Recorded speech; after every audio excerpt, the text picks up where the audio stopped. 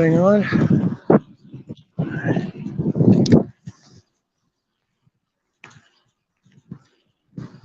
We'll be somewhere everybody does something different, you know, but the same, man.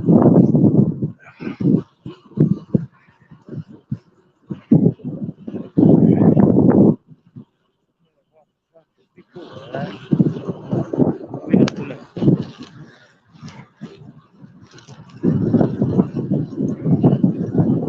Decided to go ahead and do this now. Why the fuck not? Make no difference now.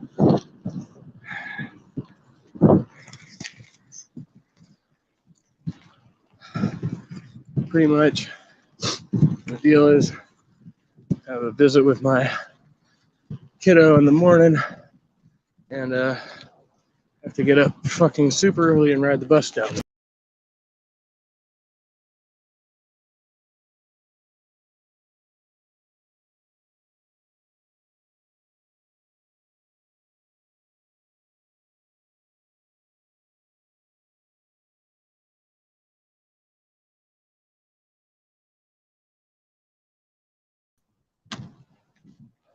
Almost fucking crashed right there.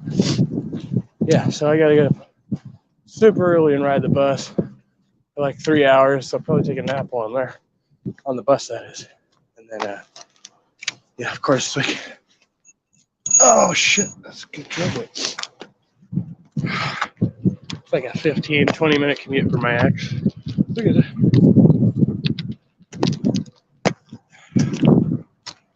Beautiful. Fucking drill bit I just found. Christine.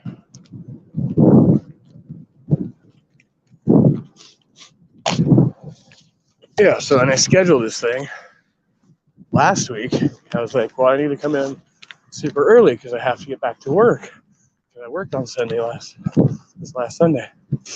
And usually I don't do that.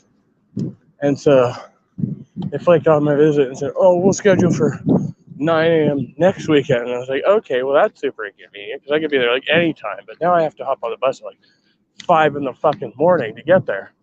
So that's cool. Of course, it'd be a lot easier if I was able to retrieve my car. I could just fucking drive down there, but that's not in the realm of possibility right now.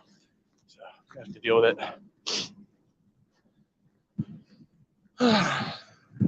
It's fucking terrifying. Between that and the other thing, I can work, man. It's like the easier it gets, the more fucking terrifying it is. Because I'm like, fuck, man. It's like now they're just looking for one false move. And I did like yesterday. Had one of somebody who causes a problem on a pretty regular basis. And I get on there. Oh my goodness. Just fucking pulverize that fucking gun. And I get on there. And I'm trying to get the fucking guy off the bus. And one of the other passengers, he gets up and he's all, I need to get to a fucking doctor's appointment. I'll give you $2 to get off the bus right now. The guy still wasn't going to budge. And the other guy grabs him by the arm, and that's like, fuck, now I have to intervene because, you know, assault could take place. It's like, no, all right. And then some motherfucker gives him $2. And this fucking guy, he's like, oh, I need you to walk me down to the end of the platform. Like, I don't need to walk shit with you. What are you talking about? Like, get the fuck off the property. And then the guy who's fucking about to grab him up goes, we just need to talk to people with a little respect. I was like, what? Yeah, what the fuck? How are you?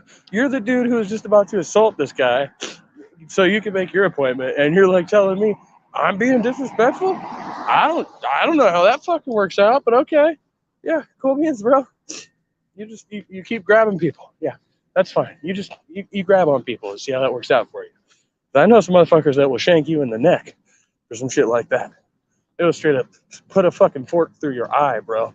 Like, if you're gonna touch somebody, you better be ready fucking for hands, man.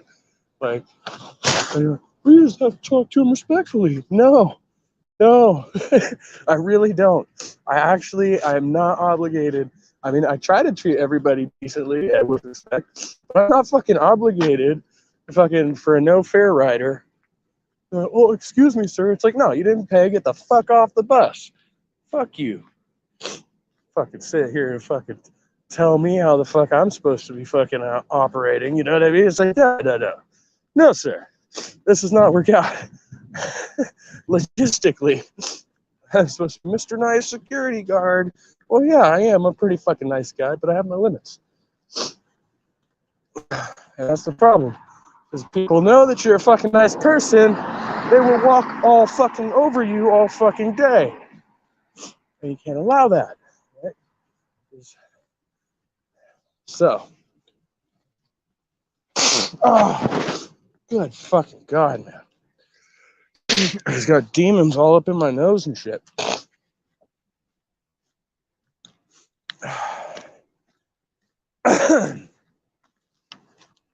See, I'm out of fucking pot again. A little bit of fucking money. I gotta pay rent in the morning, but it's like, fuck, man. Like, well, you know, I can pay tomorrow or the next day, whatever. Point is, I have my rent money and not much else. I'm scraping by. I gotta go grocery shopping, so that's probably gonna be my next order of business tomorrow. Get down and do my visit with the kid, get some groceries, and then lay fucking low. Probably try to do a live stream. Hopefully my computer's got some fucking charge on the battery. My Chromebook, since I've been fucking away, I just left it there on the charger. So the other day when I got back, it was like 50 fucking %. And then we streamed and it went down under 30. And that was like a 40-minute stream, I think it was. So, yeah, okay. All right, I'll have to work with that. I mean, I dealt with that before before I got this new charger. And this new charger, I guess, had there was a break in the wire in the end that goes to the outlet. And it literally, like, I plugged it in, it just fucking blew up. Like, I saw sparks fly and everything, and then I had to flip the breaker. I was like, holy shit. I thought it was going to catch fire for a second. I was tripping.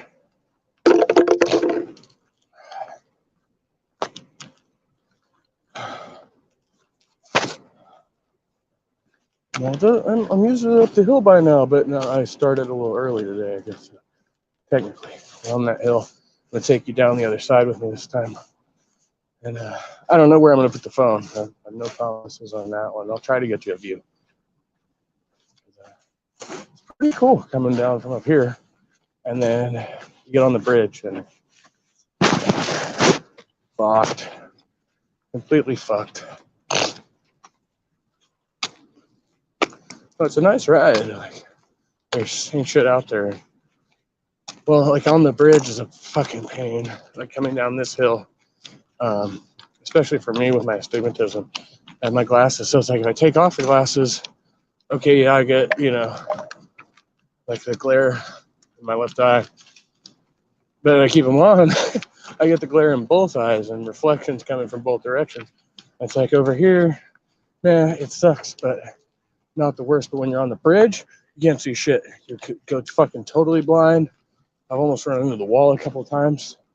And LED lights are fucking worse, dude. And there's hella trucks. So you can't even, like, there's a divider wall. And for any, like, you know, regular, you know, kind of low wheelbase vehicles, I can just duck down my head and get underneath their lights. For the trucks, no fucking way. And so anytime there's not an overhead light, there's oncoming lights, you just get fucking blinded. It's crazy. Bridge, man. Like, it wouldn't be that big of a deal, really. It's the uphill and then coming back down, it's all the fucking lights blinding you. It's like, otherwise, I could cruise probably like 30, 40 miles an hour down that motherfucker. But if I run into the wall at that fucking speed, I'm fucked. So that's why I just have to slow down, pace myself.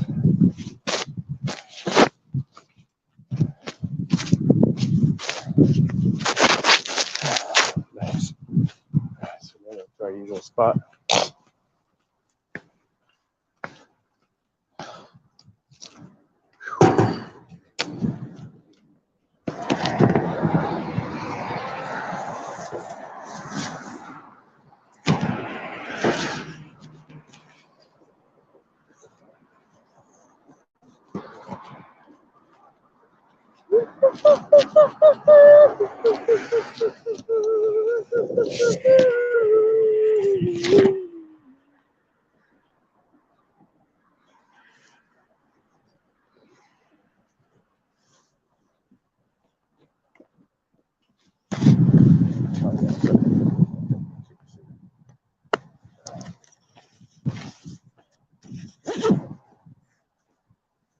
Shit, this motherfucker.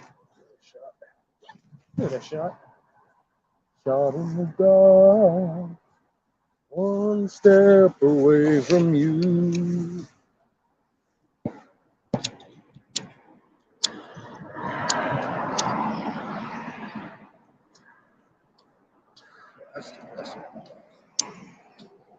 I think I got my resume.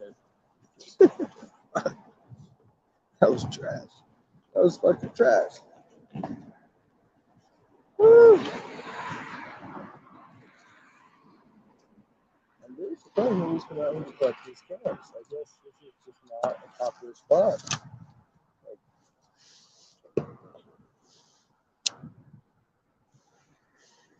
I really expect to see more people come through here. It's not. I saw a couple people coming over the bridge. 2 days ago, last time I was going over, when I was here with you last, I was like, oh, I never see anybody out here. And then I happened to see like there was a walker, and luckily he had his orange vest on and shit. And then there was another bicyclist, like right at the other end of the bridge. He was getting on the trail, and I was like, what the fuck? And he had a headlamp and shit, so I was like, yeah.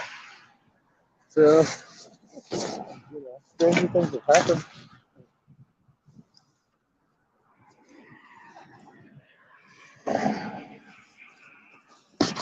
Whatever. Really, whatever at this point. I'm just like, fucking over it, man. Over all of it, to be honest with you. Problem for me is, I have a lot of fucking problems, and so everything else is just compounding interest, you know. Oh, that's right, I have to pay my fucking credit card. Shit, fuck. That's cool though. So my credit card gives me like cashback rewards. So I didn't realize that. So that's a plus. So it's like I maxed out my credit card, they gave me like $11 back, and I was able to spend that even before I made my payment. So okay, cool. You know, a few extra dollars there.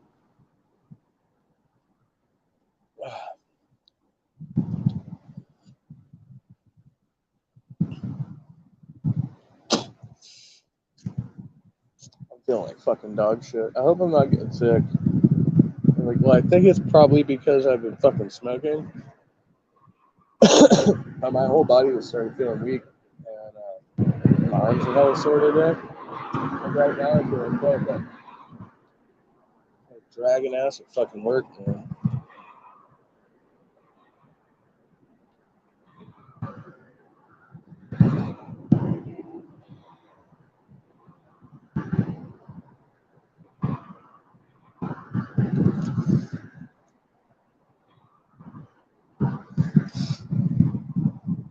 I'm looking forward to seeing my kid, but I'm not looking forward to that fucking bus ride. It's like 3 hours fucking each way for an hour-long visit. It's fucking ridiculous. And I have to pay for it. So yeah. I have to pay for the visit itself. Yeah.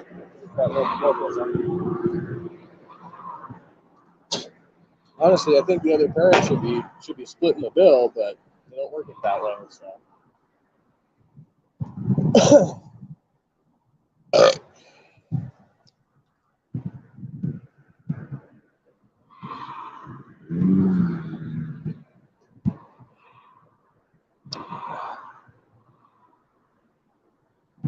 It's a little bit chilly out tonight. Breeze going.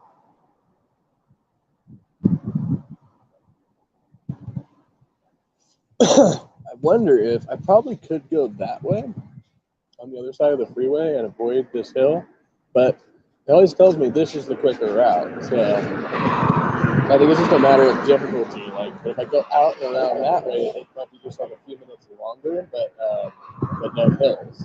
And I I'll probably make it similar timing. So I'll have to try that one these days.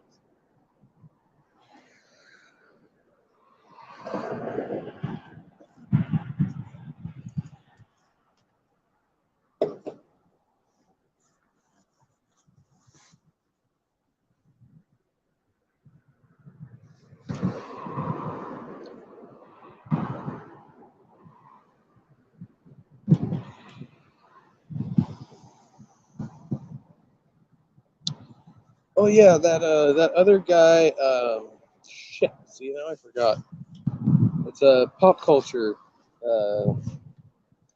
Something. Pop. It has something to do with That's the other guy that subscribed to the channel. His room was random top. I was watching a stream over there earlier, and yeah, it looks like some spicy content over there.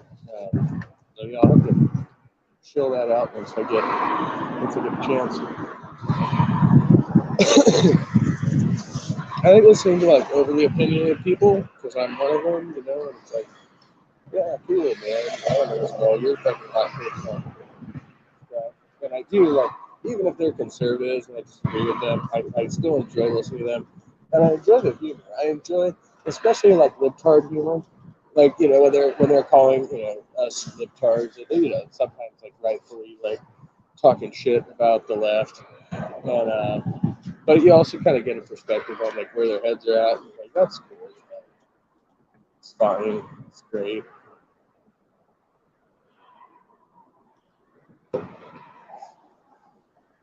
The moon's back out. It's just good. It won't be fucking cold out here. Pitch black out here. Of course, I haven't been home in a couple nights, so I shaved my neck earlier. I wasn't able to actually shave my face, so I got like hella fucking stubble and shit. But I shaved my neck, and I got into an argument with my mom again. And yesterday was a birthday. I didn't want to fucking argue. I wanted to fucking buy her a birthday present. I was able to do that, and I went up today, and it was like fucking ridiculousness. Fucking ridiculousness. And I don't know how. It's like I'm more in danger. I've been trying to work this into my schedule. I'm more in danger of being late when I'm over there for some reason, which is closer to my job. But like, it's easier to get the fuck out of the house when I'm at home. It's like when I'm over there, fucking always end up getting into some stupid bullshit drama with my mom. It's like, fucking, what the fuck, man? I am a grown fucking person. I don't need to get into fucking drama with my parents. Like, there is no reason for it. There's no fucking reason for it at all.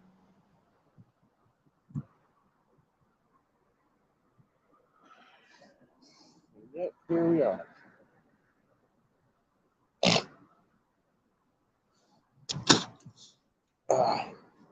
Yeah, fucking jackass not working my story. And he acted all nice to my face, and then I fucking heard him talking shit when I left the other night. I wasn't at. Maybe I was on. Was I on stream right now? No, that's right. That was before I came on stream. I think, yeah, it's this fucking guy. Because when I went into the store the first time, they were fucking. I was on stream, and they were like, they were all cool and shit. And then when I came back the second time to get my last call beer, yeah, fucking dude fucking was talking shit, throwing shade as I was walking out the door. I was like, okay, it's fucking random. Like, I don't know you from Adam. I don't know why you're throwing fucking shade, bro. Or maybe he was just being a jack off, talking, bantering with his buddies.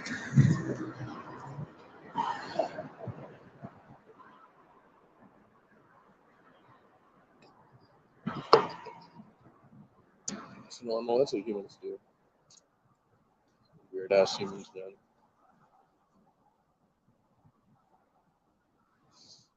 11:30 p.m.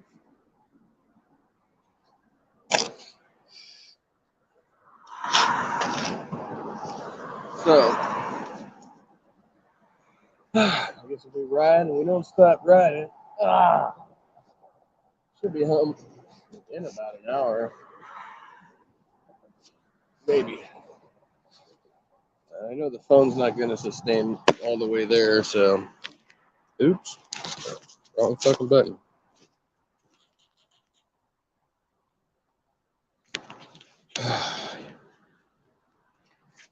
Yeah. I mean, I had a full charge when I left. And it's 96% now, so it's not terrible. But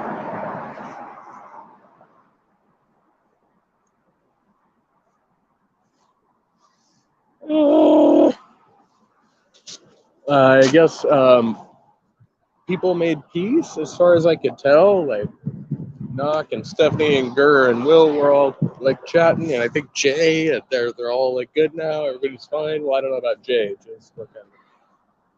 I like Jay, but extremely, extremely highly reactionary. Yeah, yeah.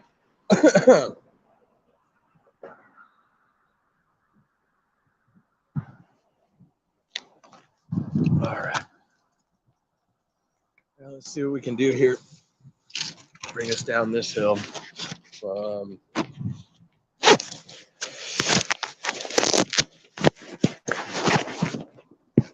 Ooh.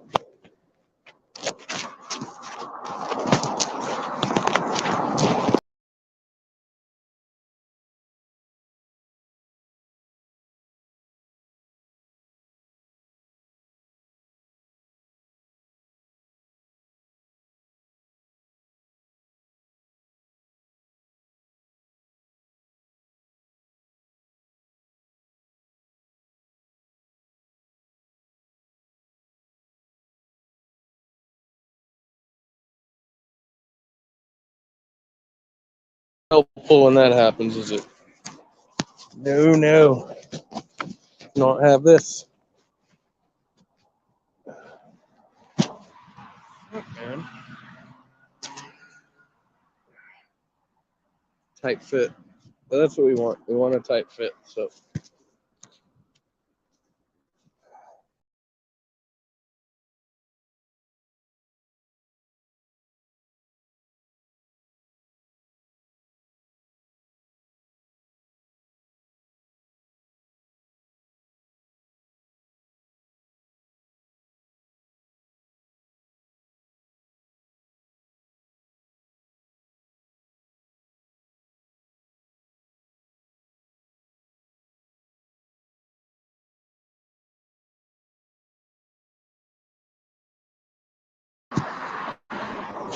Yeah. Trying to fucking pocket my phone and get down this fucking hill, alright? Fucking with me, man.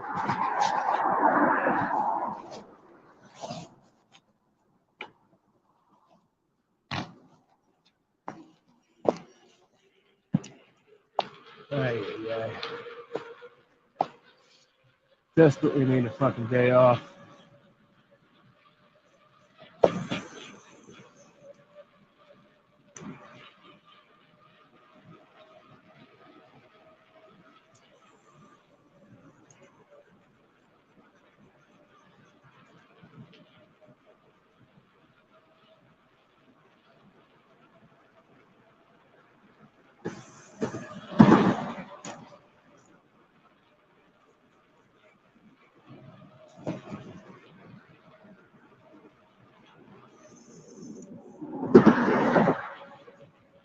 I always like picture myself just like running a person over, like right here, like there'd just be somebody like sitting on the trail. Fucking break both their legs or some shit. Fucking Merc motherfuckers on a bicycle.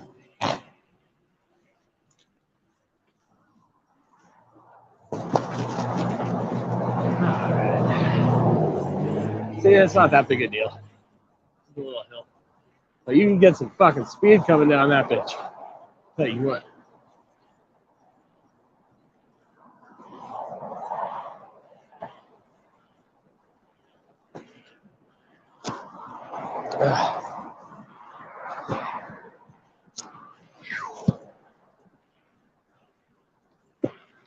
So yeah, I'm taking an alternate route home. I'm gonna have to.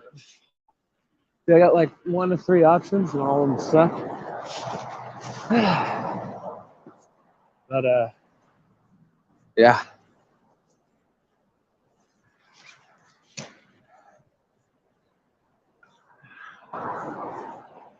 It's gonna be a slow trek tonight. I'm not fucking not A game. Not A game. I'm not feeling it. I'm sore. It's kind of chilly.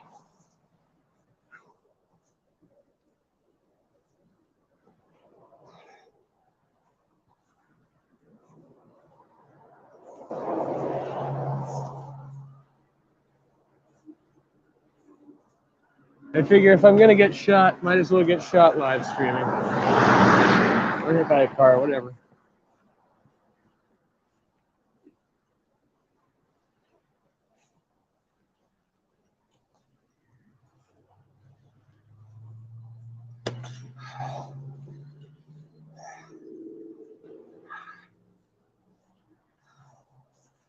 The last exit to get back on the freeway right here. I just pass this time of night when I'm on this route. So if you turn around here, see it says west. But in reality, it's going to take you back towards where I just came from, which is kind of north. Well, it's northwesterly, I guess. But yeah, kind of a weird fucking split here. San Francisco's out that way. I'm going to Richmond, which is San Pablo. This is technically kind of left.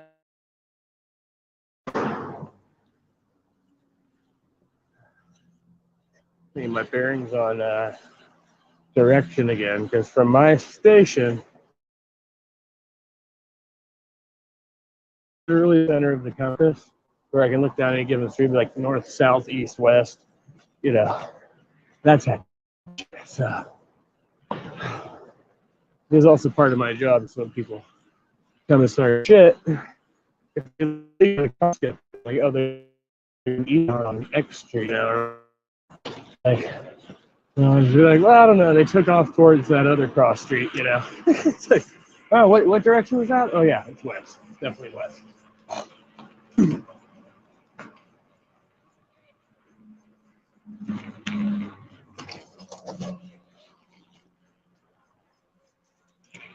Bridge trail. Can't really see shit out here. Bike light sucks dick. It's not actually a bike light either. It's the one I'm using. It has a little clippy on it, so I clip it onto my brake cable. Sometimes there'll be people fishing out to the left, right here, and you can't see them at all, like bulls ridden into motherfuckers. Right now, behind these lights, you see the overheads. They're up there, they're just not on. I don't know why. They've got the overheads on the other side, and there's no trail, there's no path, there's no pedestrians. It's like, why do you have overhead lights on that side and not this side? I don't know. Weird shit, man. It's a fucking conspiracy.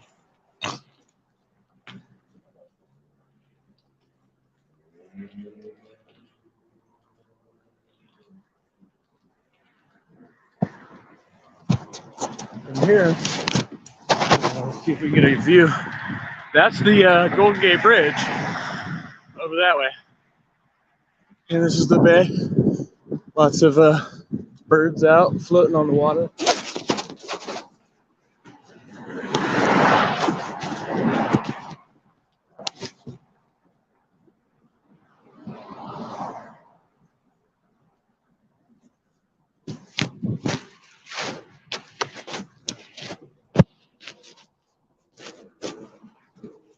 Tide's high. Like right now I could jump in and take a swim, but it's probably freezing cold, so I can see the fucking the waves, the water rippling. They're rippling.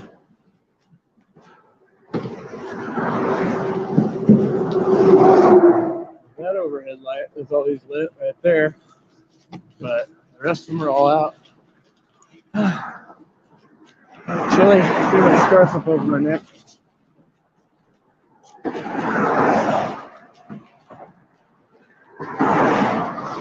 Every time one of these cars comes by, I look at the left wall. Can't see the right for shit. Just look at the left wall. Try to make sure I'm about 3 feet off of it. This whole trail is like all of maybe 6 or 7 feet wide. Pretty narrow. And then as you can see, the right lane is the very narrow lane because it's meant for bicycles. And as I've previously stated, In reality, the way you're supposed to work is to ride on the left like I'm doing now. And people who want to go faster are supposed to pass it out. Well, people don't really do that a whole lot.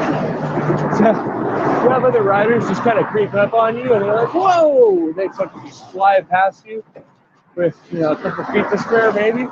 If you're lucky, you're just like, whoa, dude, look at the right. But no, they don't do it. So, that, whatever, we'll make do. I don't know if we're going to have to stop and walk or not yet. I'm still in second gear. We don't downshift. I don't know.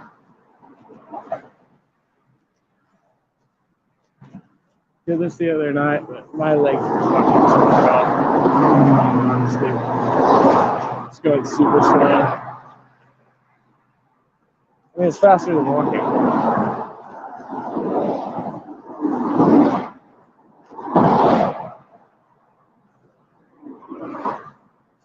So if we keep this pace, I don't think we'll have to downshift. We'll probably even make it to the top of the hill.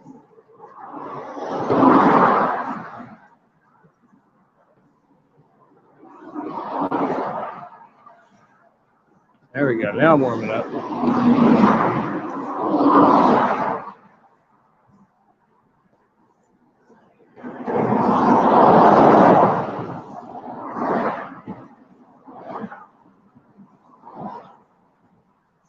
Let some guy make a fucking Fonzie reference. Or no, he said something about Happy Days.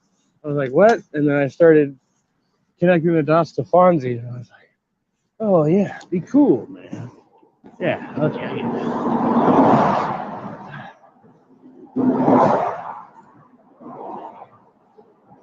Hey!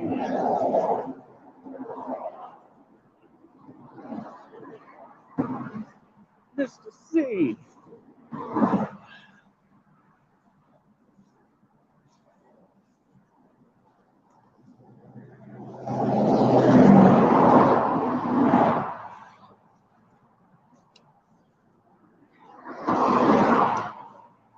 Oh, I'm fucking dying.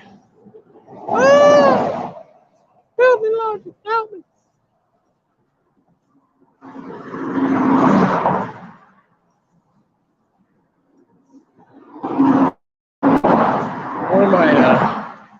One of my transit supervisors was talking to me. I was like, this chick, I probably shouldn't say, she's the only female supervisor out there, so it's totally gonna know. And she started kind of telling me things where I was like, okay, so I get the impression that she's single, and I'm like, yeah, that's cool, and totally foxy, I was like, I already kind of got that vibe, but yesterday I was like, ooh, yeah, she's totally like giving me information. I was like, but no, you cannot flirt with your supervisor. Don't do that. Like, try not to do it. I mean, you could do it, but it's a sure way to get yourself fired. I mean, I'm saying I would, but I don't want to get fired, not just yet. She's going on vacation.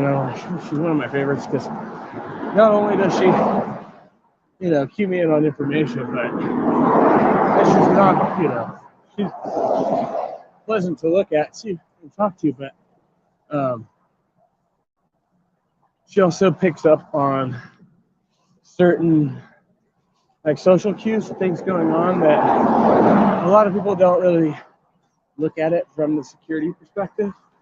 Be like, oh, okay, that person over there, they come here all the time, but I know that today they're, on a certain, like, the dudes have kind of come at me with this lame, I think they're off their meds. They must be, and it's like, no, dude, like, this is not how you deal with people with mental illness. You don't just assume they didn't take their meds today. That's not how we work, you know what I mean? Like, because if they didn't take their meds today, you still have a serious fucking problem. But now you just made a random assumption, and you're going to operate on that fucking assumption. It's like, no.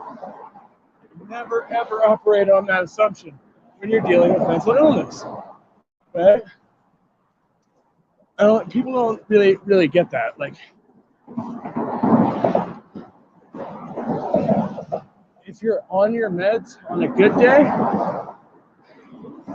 and you can still have a fucking crisis, the worst thing that somebody can do is walk up to you and be like, have you had your medication recently? And then, fuck you. Fuck you. Yes. And that's what I would say too. In that position, I'd be like, fuck you. You're not my doctor. Hello. Oh, God. But a lot of people think it's kind of a fucking joke or something.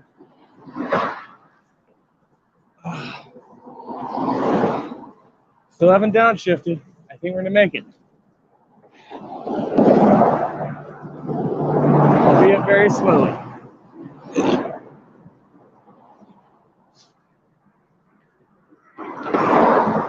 Not even to get into fucking like HIPAA laws and shit, but because I've dealt with HIPAA.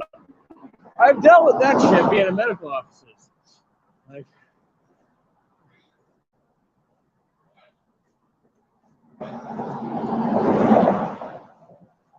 yeah, you can ask people that, but it's not appropriate. It's not appropriate. You don't ask somebody if they're taking their meds today. And, you know, really, like, I mean, people tend to joke about it a lot, but in a professional setting, making a joke like that,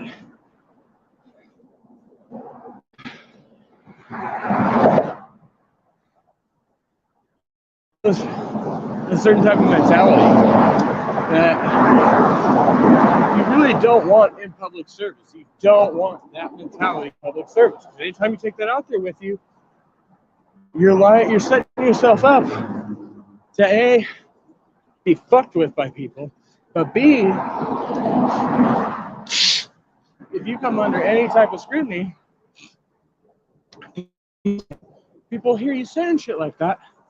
That's the first thing I'm gonna say. Like, you know, oh, well, did he have a, yeah, no, he was an abusive fucking prick.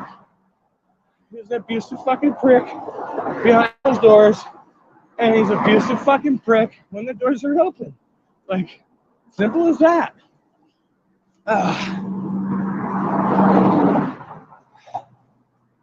You know, because we all have our moments where we do that, but when you normalize it, that's a big fucking problem, right?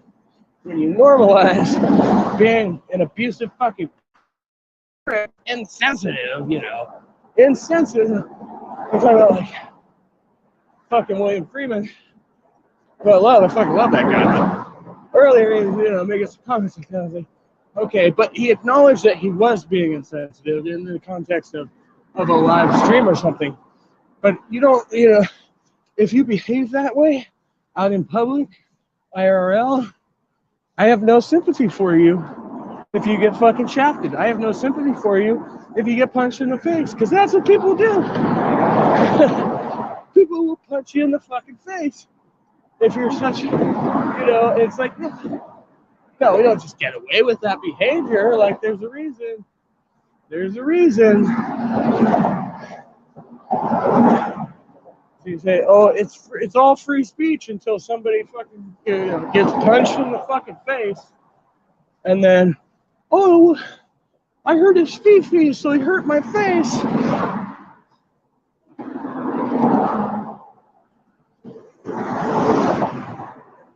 It's like the law is skewed so that, yeah, I mean, you can talk a bunch of shit to a motherfucker and they can't assault you, but they still will. Like, that guy is not worried about catching a charge. Not in the slightest. You know? It's like, you just always have to be cognizant of that. The people that do not give a fuck about going to jail. It's just another day for them.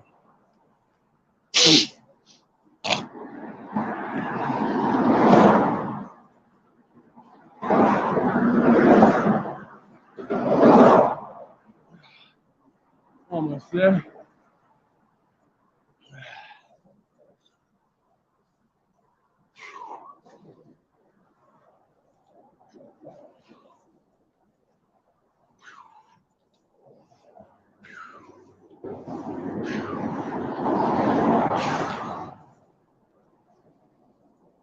Monday is my favorite time of year. Ah! A little froggy in my throat.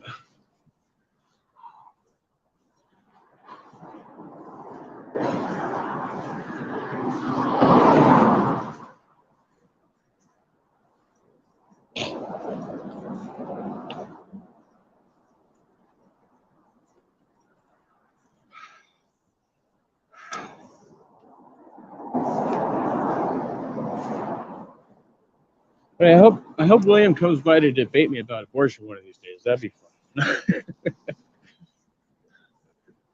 Abort this fetus! It's gonna be a demon! Little fucking bastard with his fucking narrow eyes.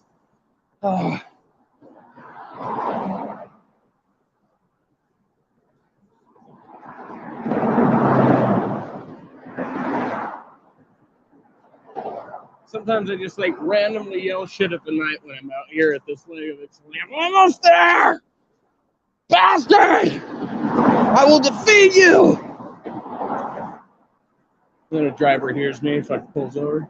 That'd be kind of hard to do on the bridge, but I'm sure, you know, stranger things have happened.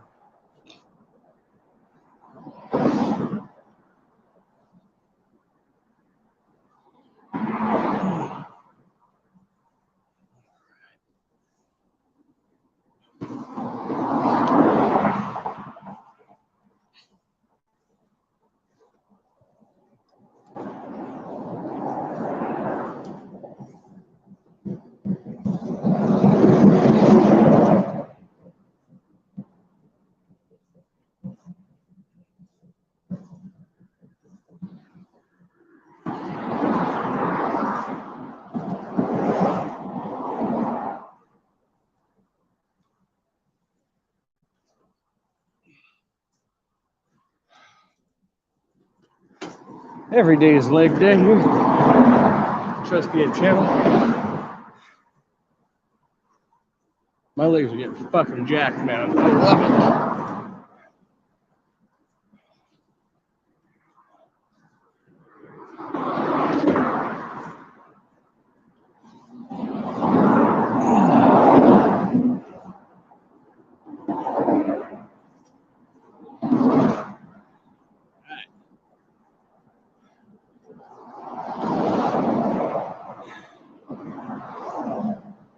If we can get enough speed going down this tier right here, hopefully we won't have to pedal too much coming up the second one, but I always say that.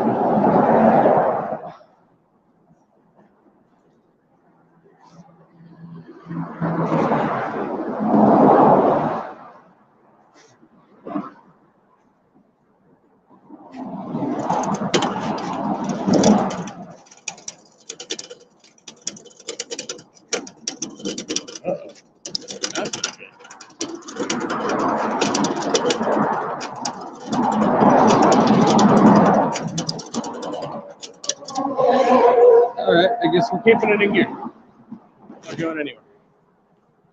I don't want to battle that.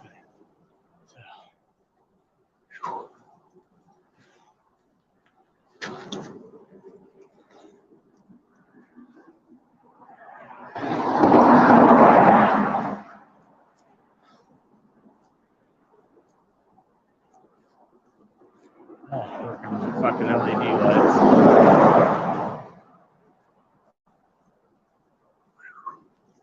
This is the scary part because I can get a lot of speed coming down this hill, but I can't see a fucking thing on my right. There's all these cars coming down. I just kind of have to rely on the left wall and hope I don't hit anything.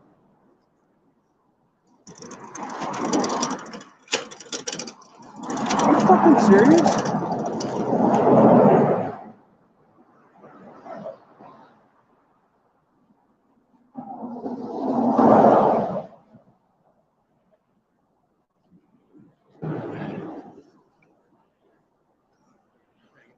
vehicle coming down here.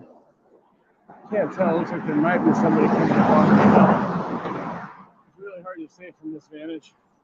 There's like a light off in the distance on the left. I don't think they're moving.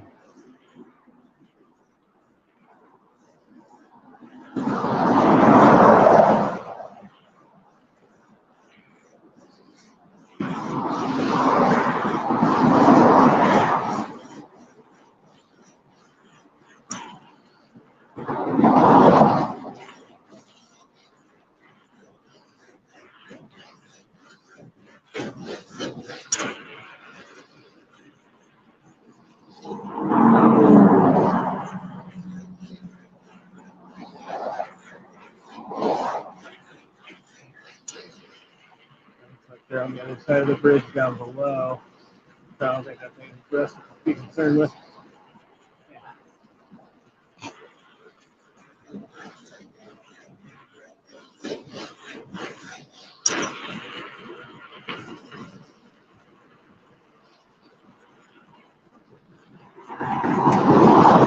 Cool breeze right there.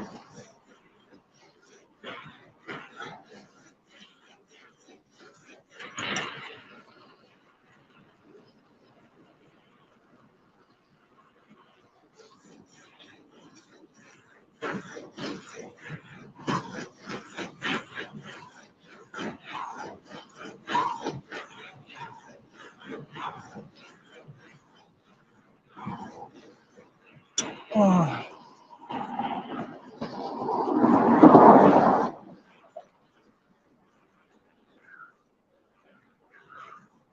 And losing on that.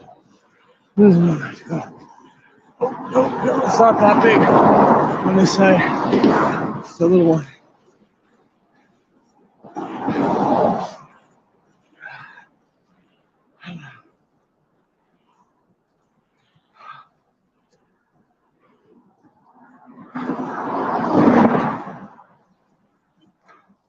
I'm tempted to go walk up on the country.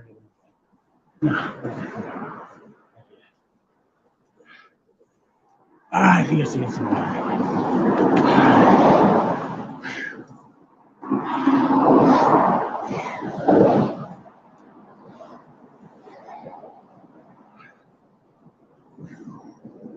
No breaking the law in uniform, sir. Don't do it.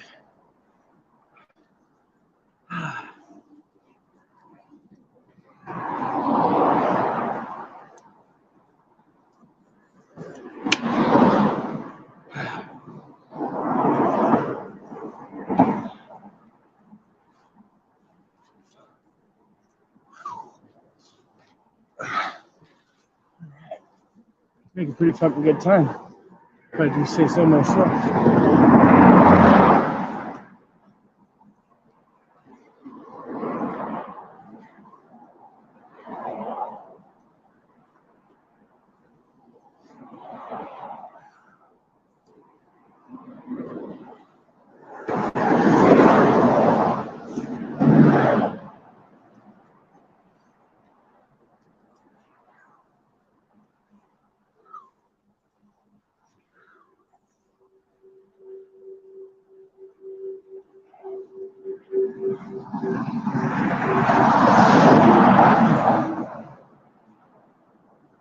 No, we didn't downshift once. Actually, we went up in a third. Still okay.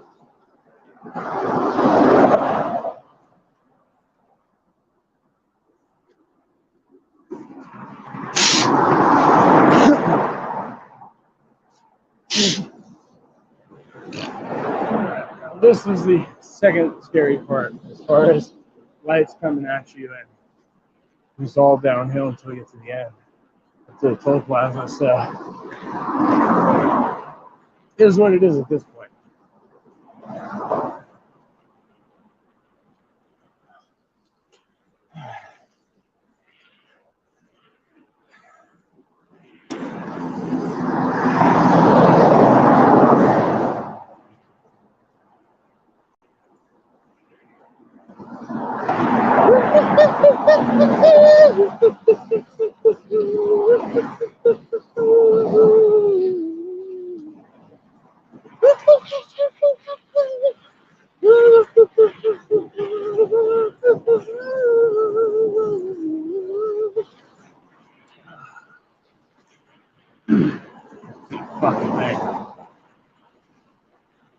scary as shit.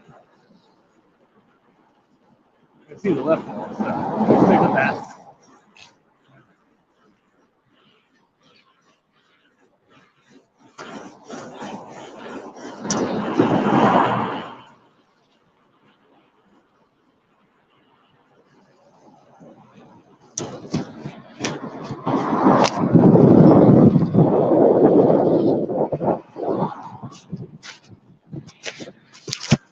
As you can see that, I try to get you a view of the ferry building up in the bay. It's well lit over there.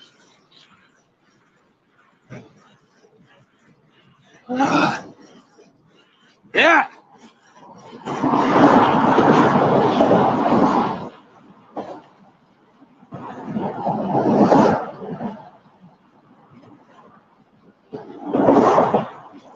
Some lesbian tongue action going over here.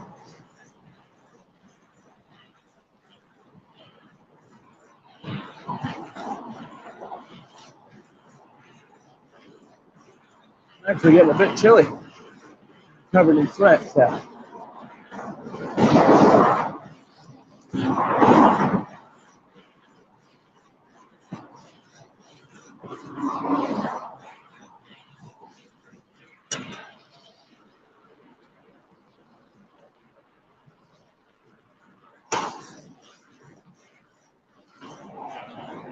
My tire's been draining up pretty quickly. I need to get the tube replaced soon. I'll probably try and do tomorrow with any luck.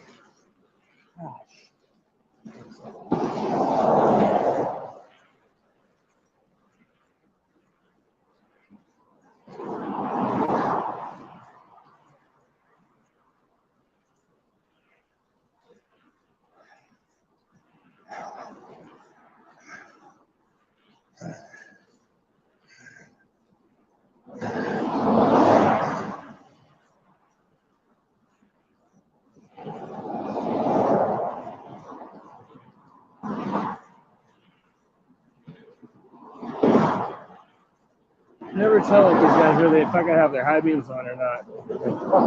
Ridiculous. Ridiculous white lights do not belong on the fucking. They don't. No fucking places. Keep that shit in your office. Nobody likes it. It's fucking trash.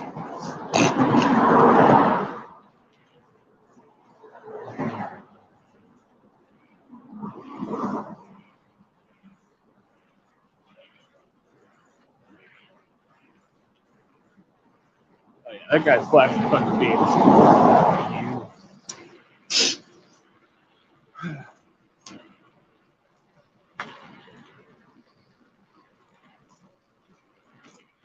There's Toll Plaza. That fucking light's been blinking for days. They're never gonna fix it.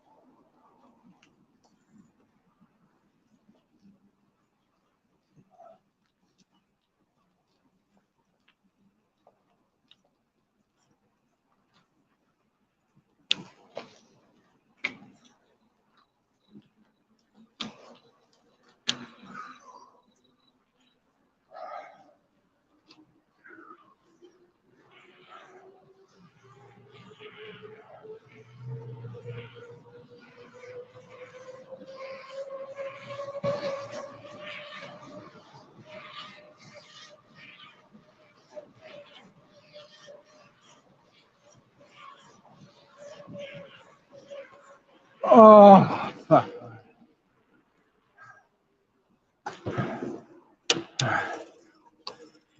Keep dilating back a little bit. A little painful. Oh, I'm stuck.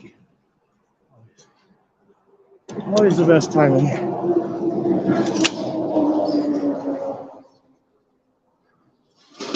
Down in the first pocket. That's all right.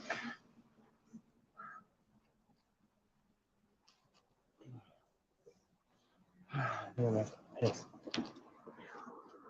pretty good over here. This side. This one. There's a little underpass to stop at.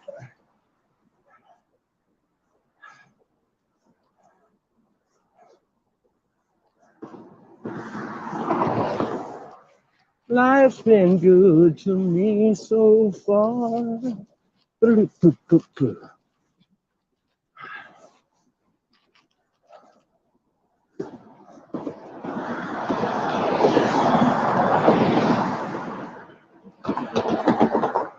Going by the refineries here. They have this little fucking pathway. And then there's going to be like a shit ton of speed bumps. And we're going to come up and around under this fucking freeway. And then we'll be almost in my city. Not quite.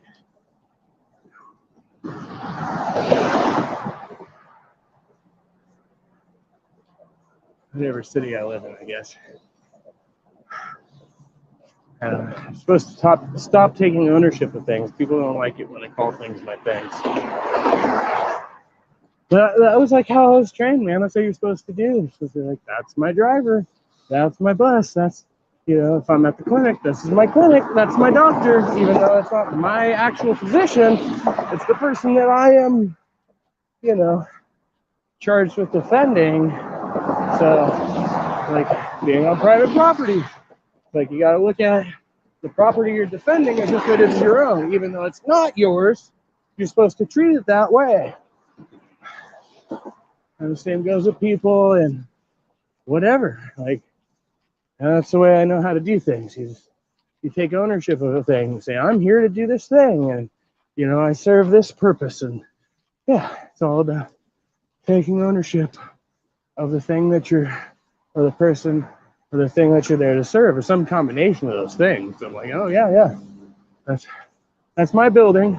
I'm going to treat it as if I own it. Even though I don't own it, I'm going to talk as if I own it. So if I'm in a community, I say, hey, this is my community, right? But I'm not going to go and do that on GER streams, be like, oh yeah, the Pologian community over here at GER streams. No, that's not the way this works. I have a Trusty Ape community. Oh, wow, that's mine. Okay, but this is like my YouTube channel. But I know when I go out and about, if I see people from the Trusty Ape community, I'm like, what's up? You're my friend. Oh, or something. I don't know. All right, we're on the downhill slope. So a little scary on this one, too. But we have the speed bumps. Yeah, this one's totally blackened. Once we get down here, though, the wall cancels out all the oncoming lights. This is where I almost hit that other bicyclist the other night. I could be kind of careful with that.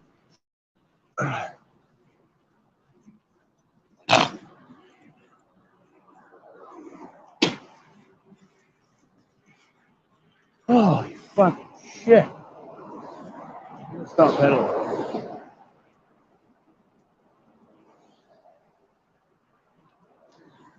I'm definitely going to take a piss down here.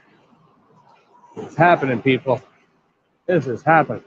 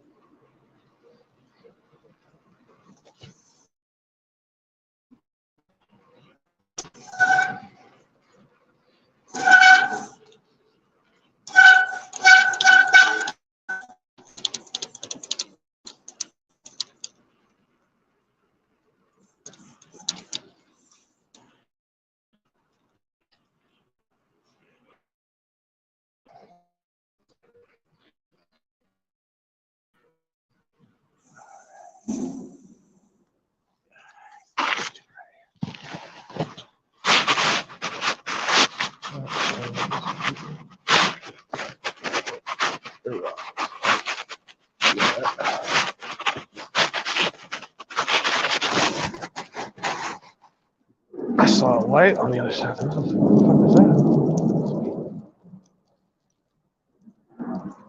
Can you all see?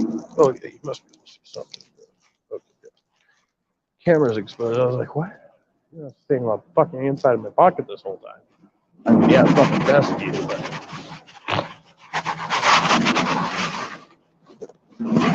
I got pee on my leg. Sorry. This way? Oh, stop the light. Smell skunk.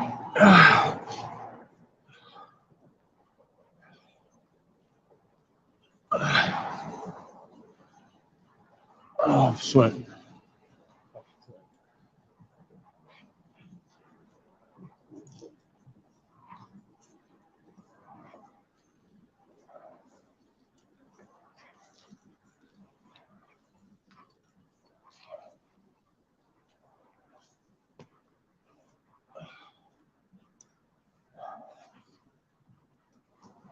All right. So now we're in Point Richmond. Once we get over this little hill, be at my bus stop. And then, I don't know if I have any funds on my card. I'm thinking I might actually catch the bus, but I'm not sure if I have any funds left. I forgot to reload my fucking card. So that was sad.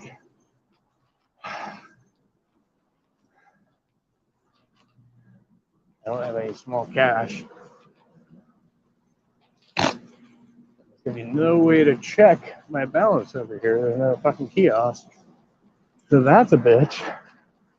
So I guess I can either just like sit there and wait for the bus, because the bus usually takes like another 12 minutes after I get over here before they actually take off. And I'll have to see whether or not I have any funds on there. So by that time, I could have already ridden probably like halfway back to the fucking house. So that's the dilemma I always fall into over here. I'm like, do I wait for this bus or just keep riding? Because by the time I take the bus, it won't even go all the way to my fucking house. It'll go to the next train station, and then I'll still have to fucking ride a good 10 minutes home. And I'm like, well, fuck it. So might as well just keep riding from here. I swear I just heard fucking Megatron or some shit. And none of the fucking liquor stores are open on this side. It's like, I'm always like, because I like this liquor store down here. It's that little like walk-through bodega I was telling you all about before. But they close hella early. So I can like stop and get a beer right here. I do have a PBR left in my bag. But that's not going to go very far.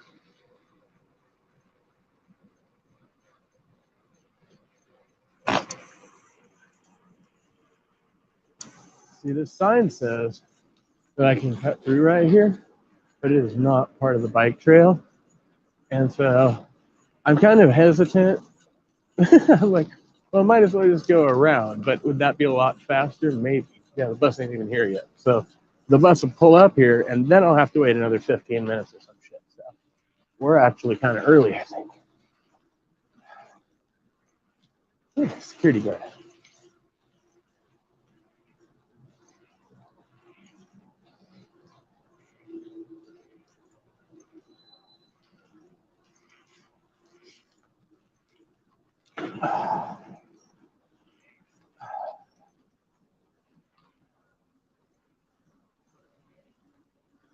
Yep, there's the bus.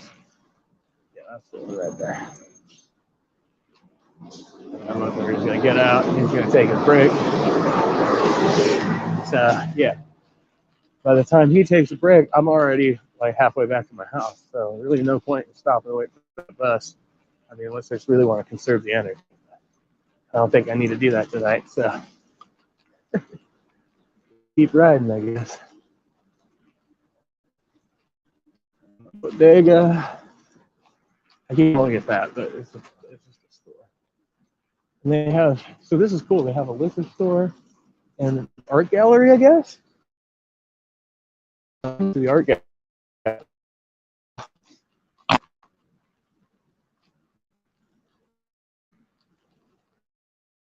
That's right here. This cafe, Little Louie's. They always smell fucking delicious when they go by. I just generally don't have enough money to eat out. I got some tacos at the spot across the street from my job today, and they were good. you know, like $3.50 a taco. You know, I'm like, they were loaded. I mean, it wasn't, you know, skimpy, but you know, that street taco style. Fuck no, but $7 for a dinner. Not something I can sport every day.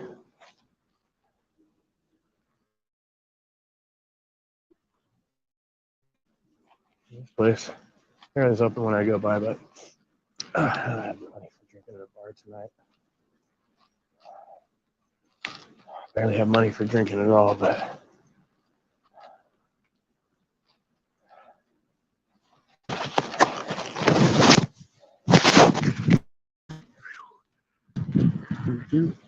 it'll talk. It just gave me the option to time myself out, I guess. The butt on my own. Yeah. Point Richmond. Nice little spot. Your first stop, and there's a bunch of little shops, the pizza place over there. Obviously, this is the train spot. There's the train tunnel under the freeway. Mechanics Bank. And then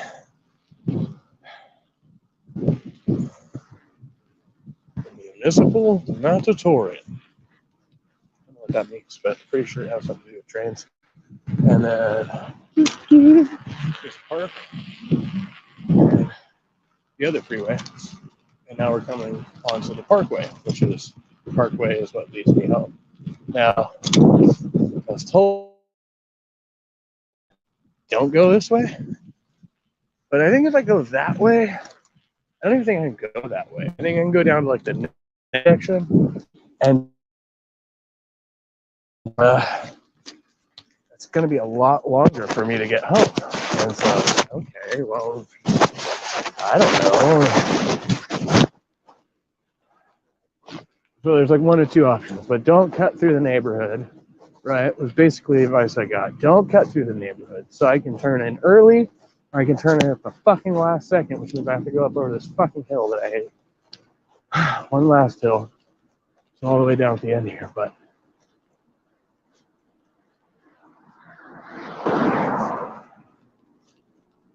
and that's why I always feel like I'm going to get hit, because you have 2 lanes of traffic merging in, and technically this is part of it's a parkway, right? The parkway.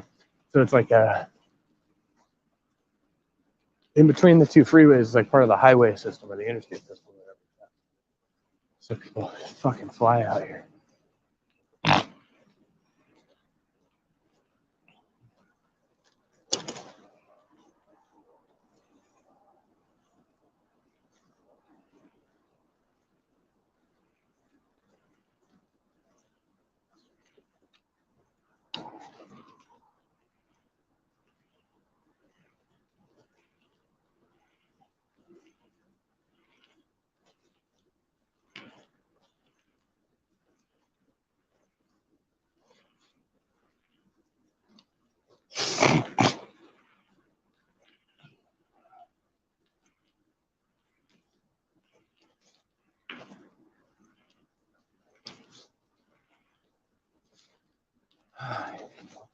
Is that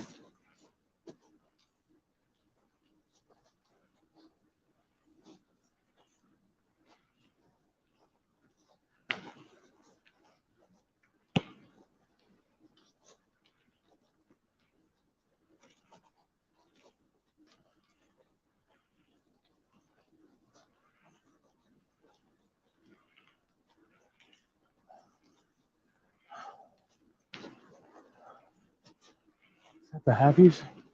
There's these people down here live out of a camper. So, and they've been going from spot to spot down here around the Bay Area for a while. I've been seeing them. They're called the Happies. I think they have a band. It's almost like the fucking Partridge Family, but you know, on hella weed. And yeah, we come out. They've got like everywhere they go, they put their signage up. That band, I keep feeling like I keep seeing that van, but maybe it's just like a common type of van. I swear, no, it's different because they got a window decal.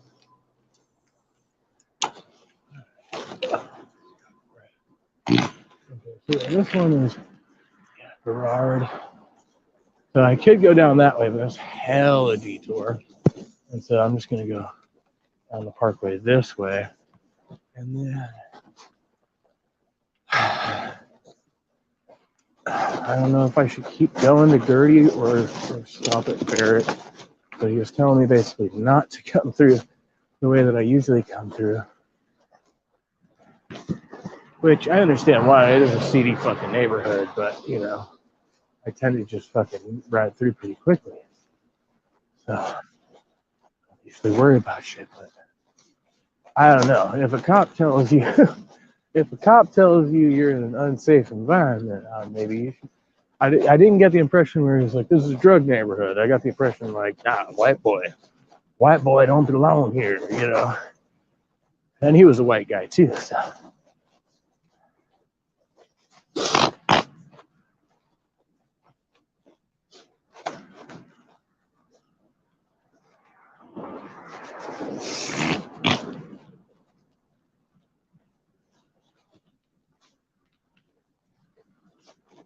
It smells hella dank right there. Maybe that's somewhere else.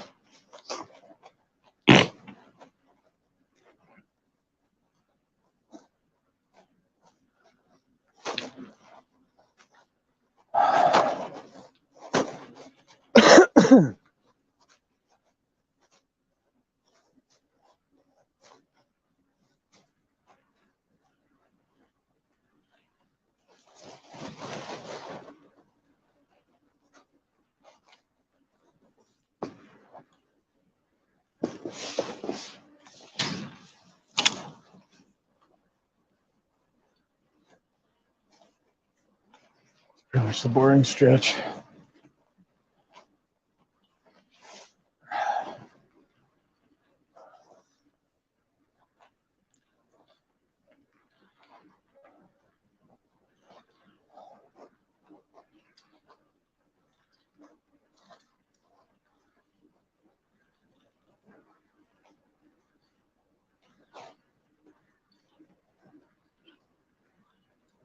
Oh, so you don't have the train going. Well, the other night they had the train rolling back and forth. You hear the fuck, whatever it was, screeching like a motherfucker. Just every time it just kept going. It would go forward and it would back up. It's like it just kept going back and forth. I was like, what the fuck? I saw it like 3 times on this strip, and then they just parked it. So I think that public admission. McDonald. This is where my if I come down here when they're open, this is where my food bank is. It's right down here. Of course, they were not open. I can't help it. But apparently on Sundays, they have a like a rescue mission, you know. And so on Sundays you can come in and eat, but you have to go to the service, and they don't do the food giveaway. They do the food giveaway like every other day of the week, except for Sundays.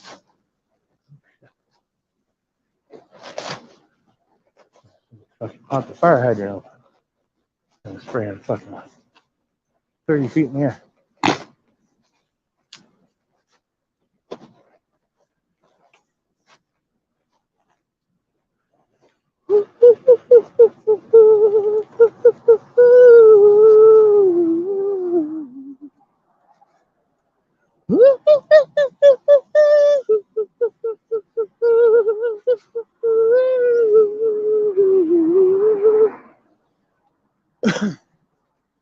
Balloon. A little green balloon, you didn't see it.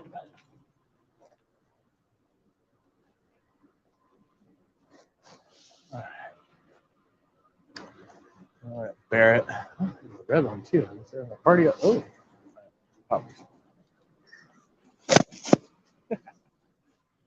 whole gang of balloons right there. Ran over a couple. So, this is it. We'll turn in here and go down past the hospital and hope that this is a better alternative, I guess.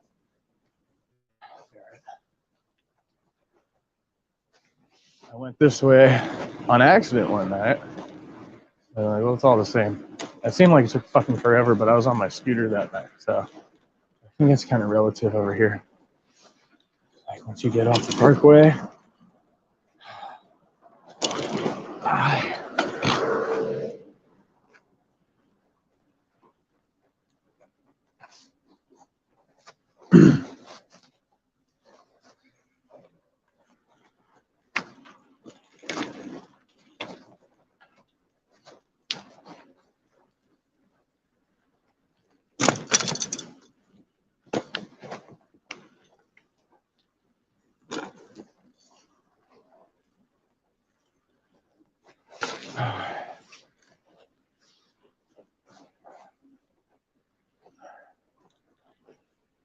Pretty much. Yeah. Start going down the numbered streets.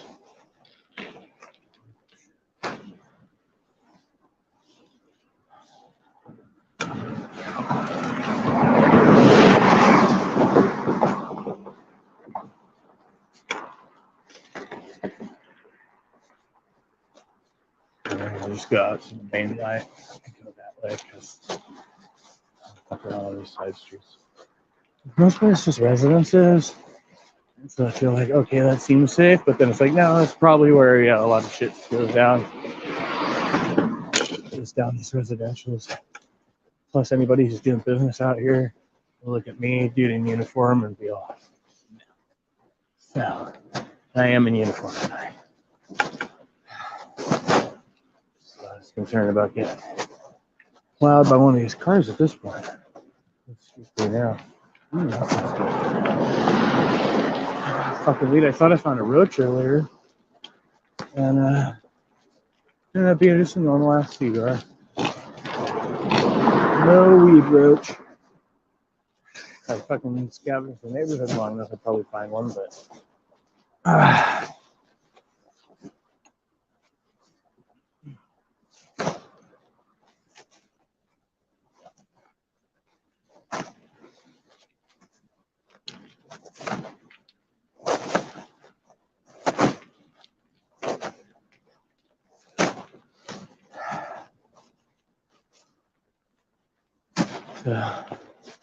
It's a little out of the way, but safety first, right?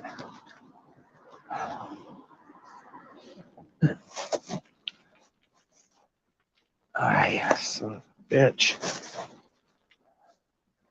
Now the fucking feet are starting to feel heavy. All right.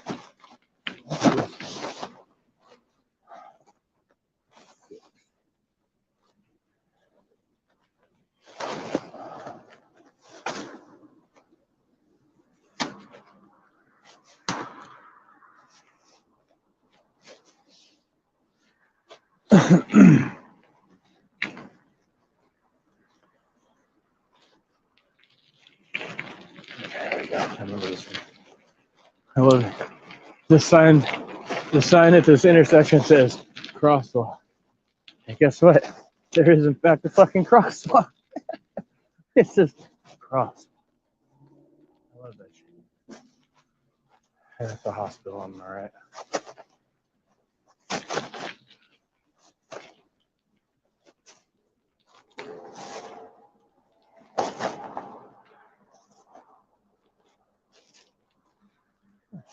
Pretty good. Maybe a shift change.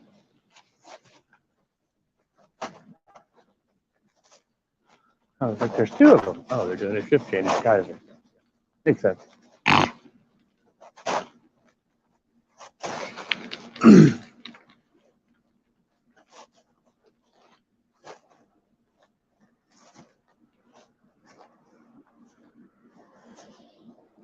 Harbor Way next.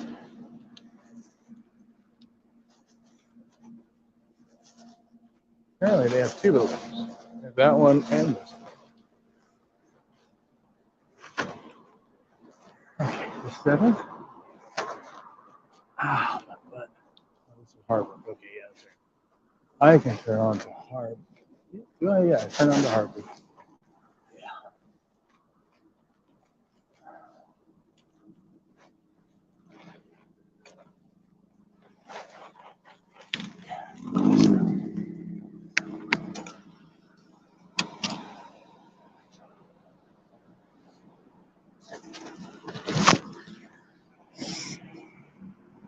Oh, 30. Fuck my life.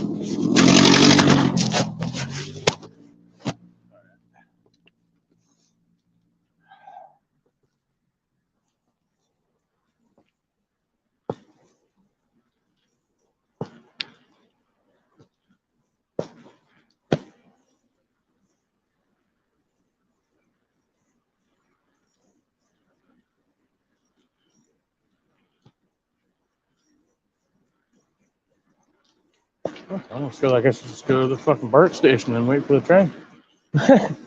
Just go buy a couple beers and fucking pass out at the bus stop. Fuck it.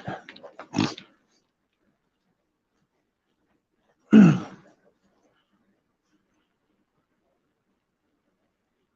yeah, maybe the presidential shoots over here. This is Roosevelt.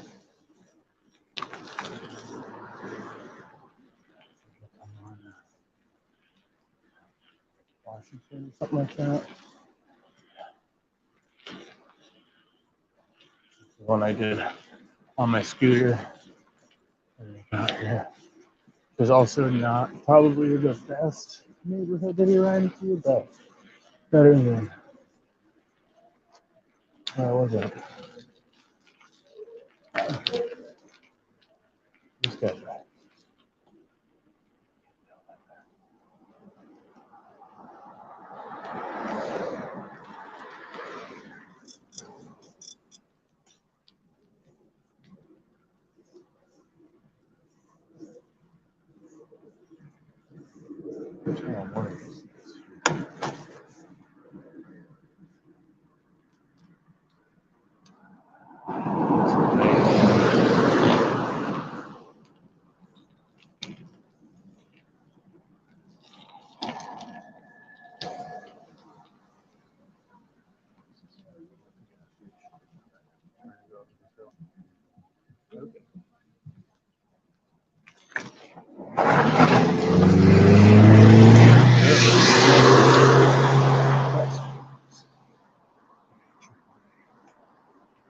This is where I do. Oh, that's sketchy.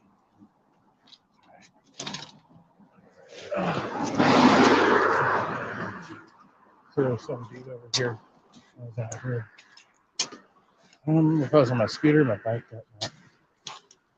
But straight up fucking Walking Dead shit fucking dude, like fucking, I don't know, spaced out on some Betty or something. I go by him. And he looked like he was like taking a step like right towards me, like reaching out. But it's like he didn't even realize that somebody was there. Like some half unconscious shit. Whoa, dude. Like this dude played some fucking zombie maneuver at me.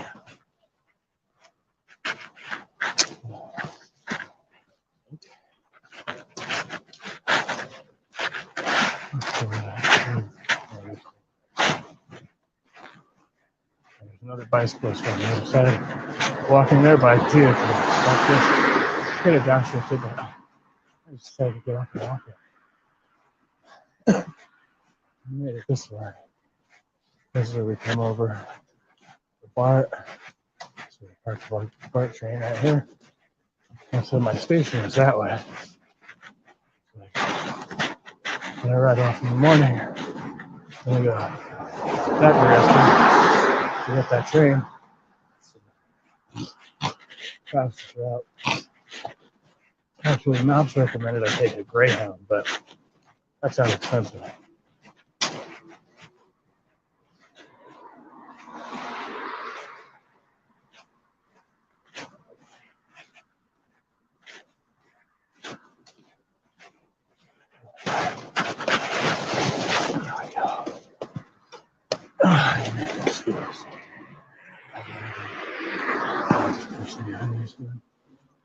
Kind of sketching me out there, so I'm not gonna wait and see.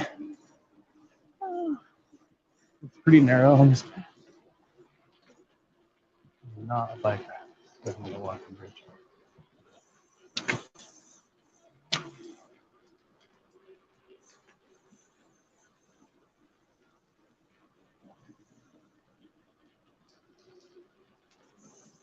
That's right there where that dude fucking. I was riding my scooter down this thing. So, tripped me the fuck out. I thought he was grab that.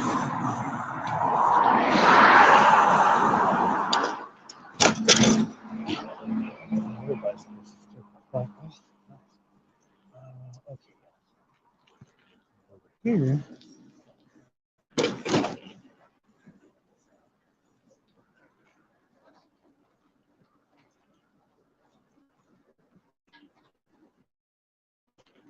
These streets.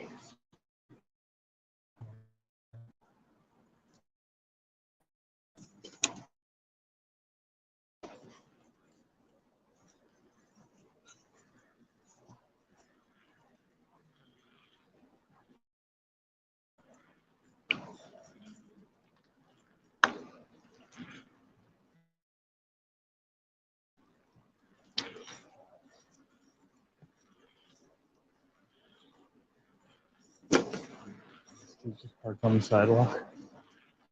Straight up.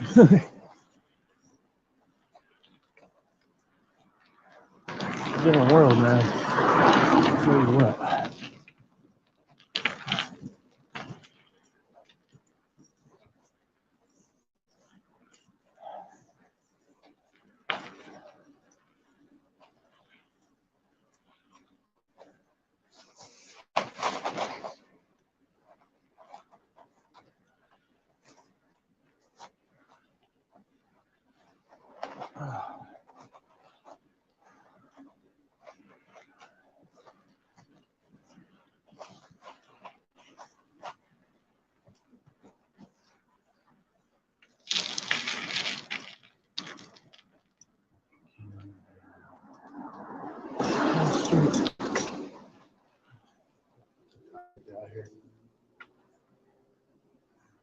Cool. Oh, that's right. Okay, so I'm on. Okay.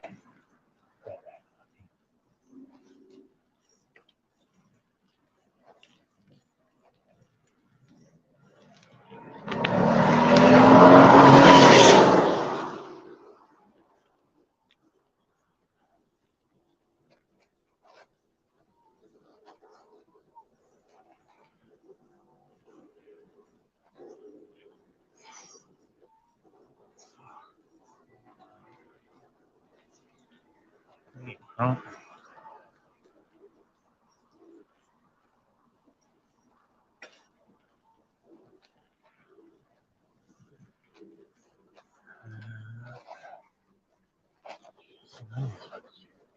Okay.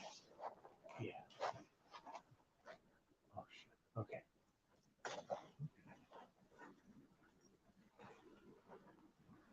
Like a German Shepherd just wandering around the streets right now. So luckily it was not threatening because I don't know if I could outbike that motherfucker. That was a big dog.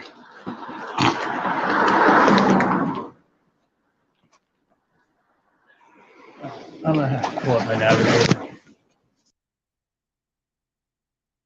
Holy shit! Somebody's actually watching this. Yeah. No. Still trying to get home. I'm like I know the general vicinity of where I am, but yeah, hold on.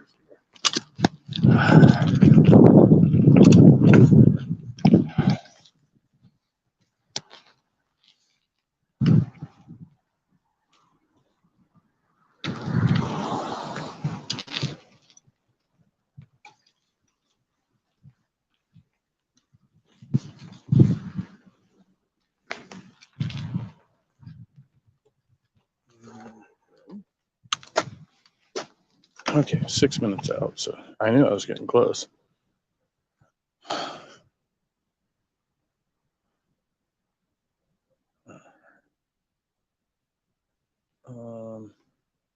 Oh, nice. Okay, so I just keep going straight forward here. That's tight. I like it. No fucking poofy here. This guy's fucking see. That's what I'm talking about. How it's there. Obviously on the phone. Hell is loud. All right. Okay. Turn it right way around. Okay, so there's. Okay.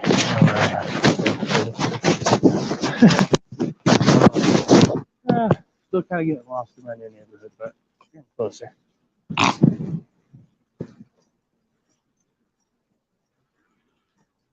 What the fuck? I haven't seen one of those in a minute. Fucking Celica, goddamn near a DeLorean. I think it's a Celica. I'm not a Toyota.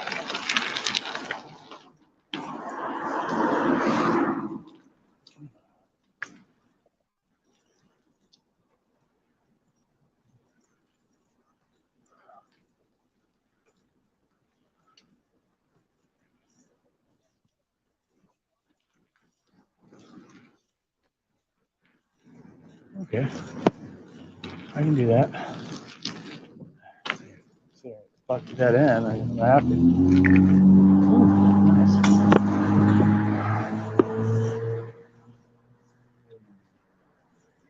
Very cool spot.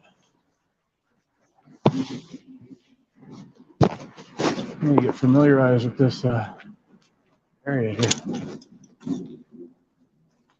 Tell me to. Said left, right, left, isn't it? Oh yeah, no. Oh no, I should have kept going that way. Okay.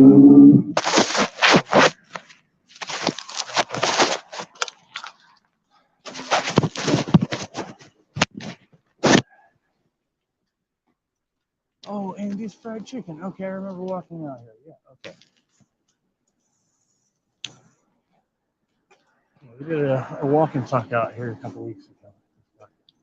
There's the Veterans Hall.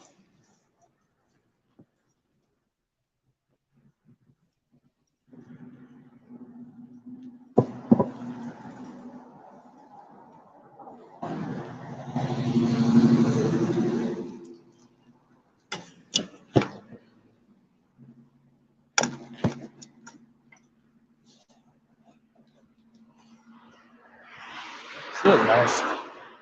That Jenny, she's working. Think I should bring her home? No, probably not. No, can't do that. We can't afford that tonight. I'd like to, but no.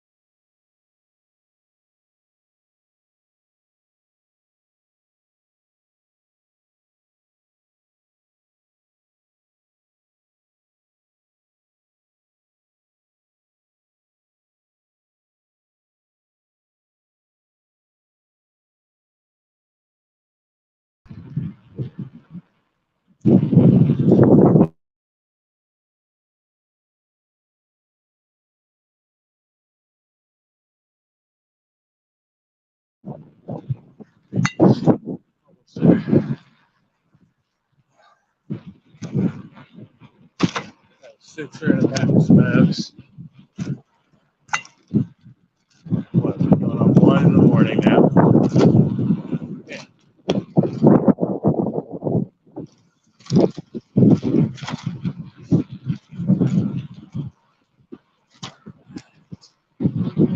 That's right. I nailed it on my scooter the other day. It's fucking flat.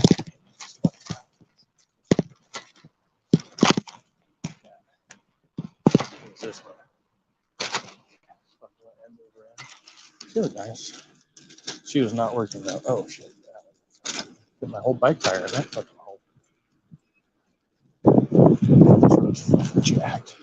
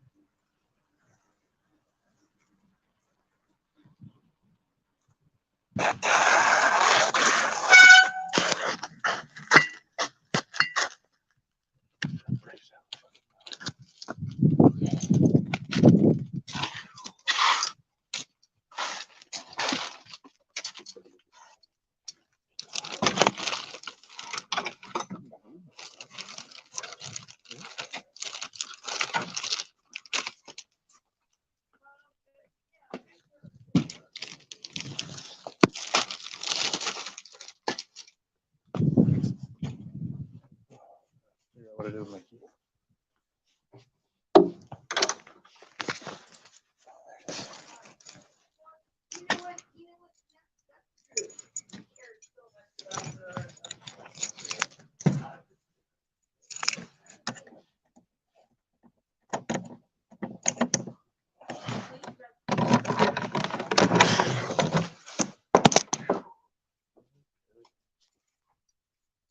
We made it.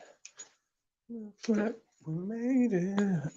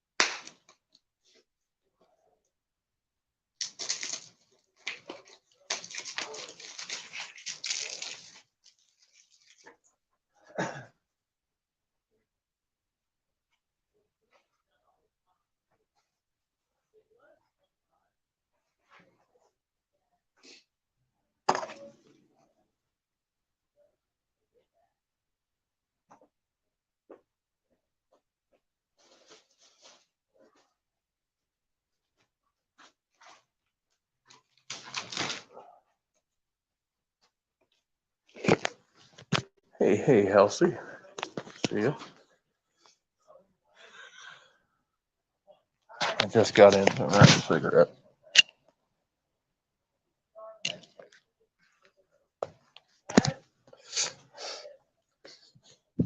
Yeah, it's almost 1 a.m. where I'm at. My hair's all poofy from the bike ride. I thought I had a subject matter, but I totally forgot about it, whatever it was, during the course of the ride. So my roommate's over here on the phone, so I feel like I should, I just be over here in my space.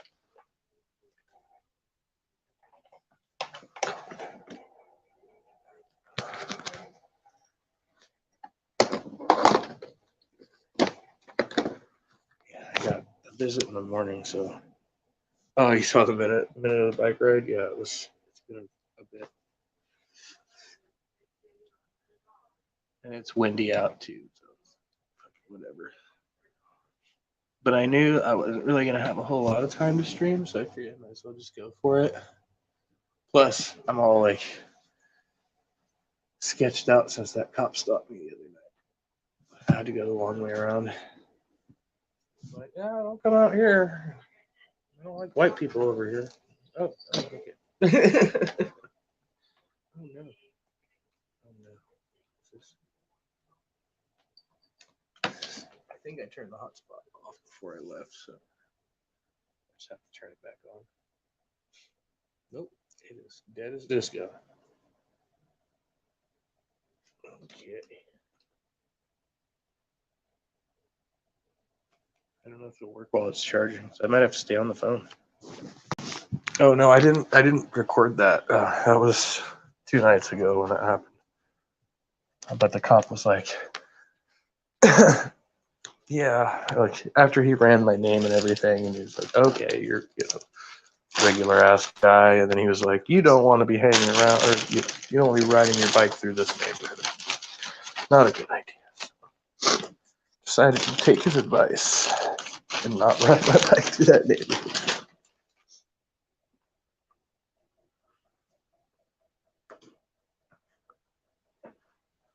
I got one of these. I think it was like the Chilada spice. Is that what that is? I don't know what it was. I just decided to grab it because it was at the counter. Yeah, it's like the Chilada spice, like tamarind and chili. Oh god, that's strong.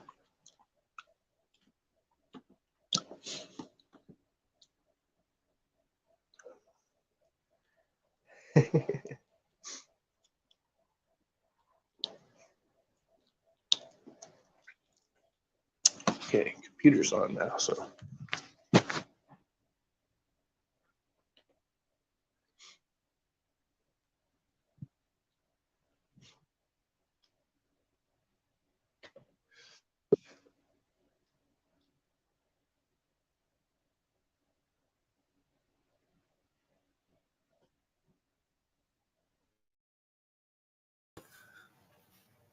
Now there's 2 of me. No, the other one sketched out when I did this. Is it gonna come back? Yep, there we go.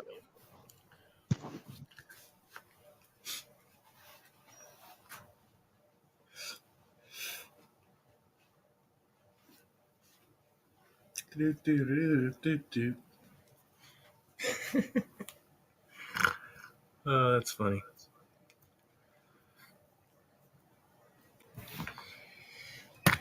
What do we got now? Ooh, the battery is almost.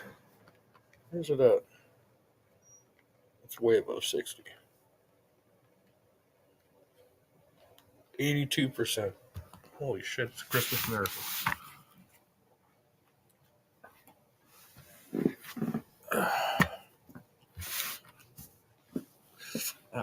The ape in his native environment. Pop culture curator, good to see you. That's the guy I was looking for. Yeah, sorry about the echo. Yeah, I was using 2 devices. New subscriber, pop culture curator over here. I was watching your stream earlier as well. Good stuff.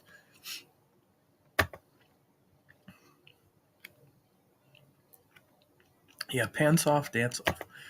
No, I'll keep my pants on this time. But next time, you're in for a treat.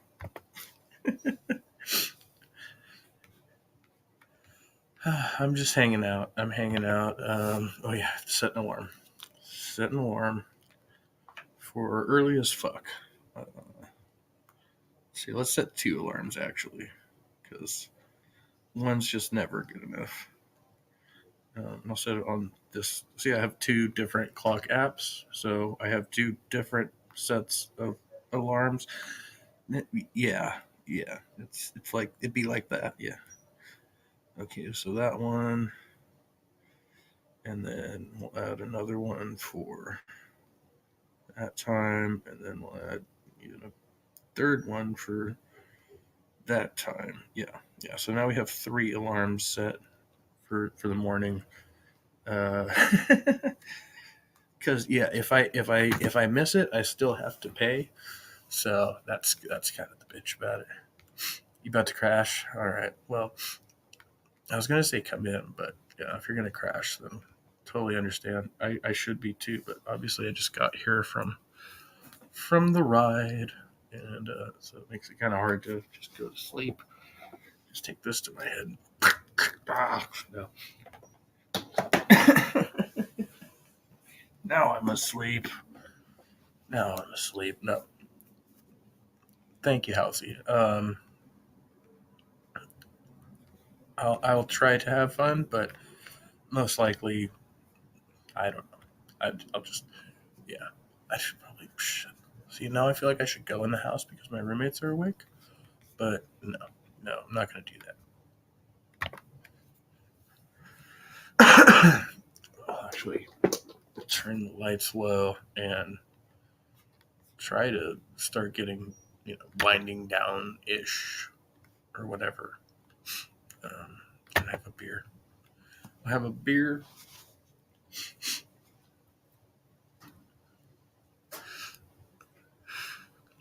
It's kind of windy out tonight.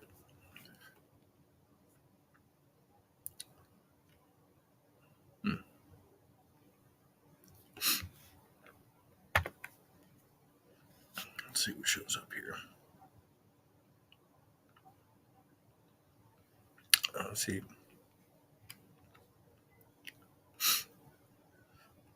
I feel like I've seen half of these, but let's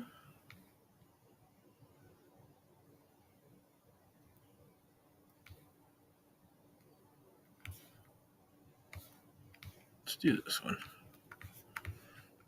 Maths will put us to sleep.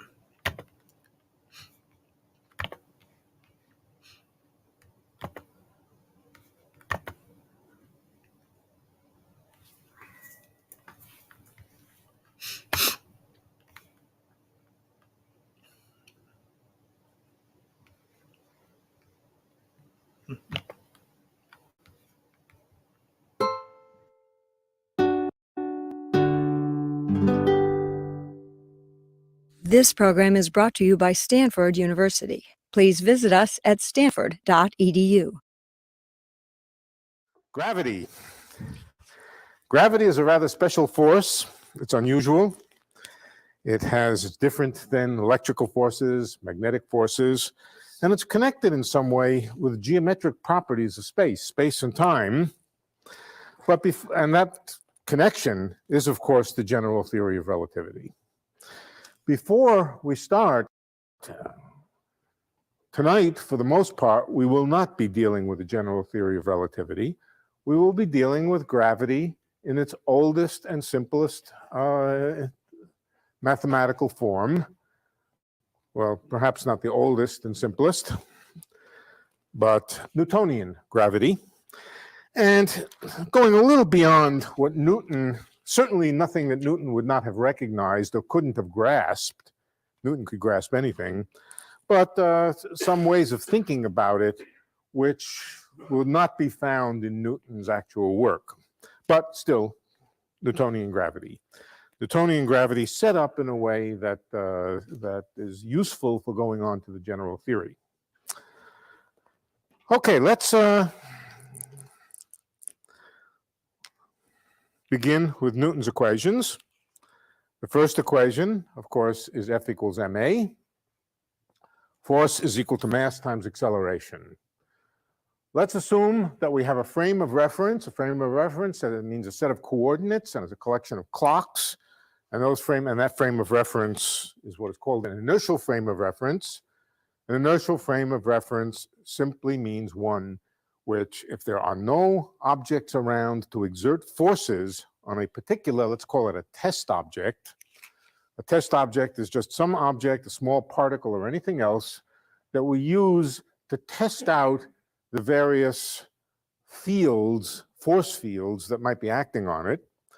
An inertial frame is one which, when there are no objects around to exert forces, that object will move with uniform motion with no acceleration. That's the idea of an inertial frame of reference. And so if you're in an inertial frame of reference and you have a pen and you just let it go, it stays there. It doesn't move. If you give it a push, it will move off with uniform velocity. That's the idea of an inertial frame of reference. And in an inertial frame of reference, the basic Newtonian equation number one, I always forget which law is which. There's Newton's first law, second law, and third law. I never can remember which is which, but they're all pretty much summarized by F equals mass times acceleration. This is a vector equation. I expect people know what a vector is. A three-vector equation.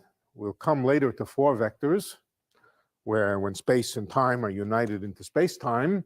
But for the moment, space is space and time is time.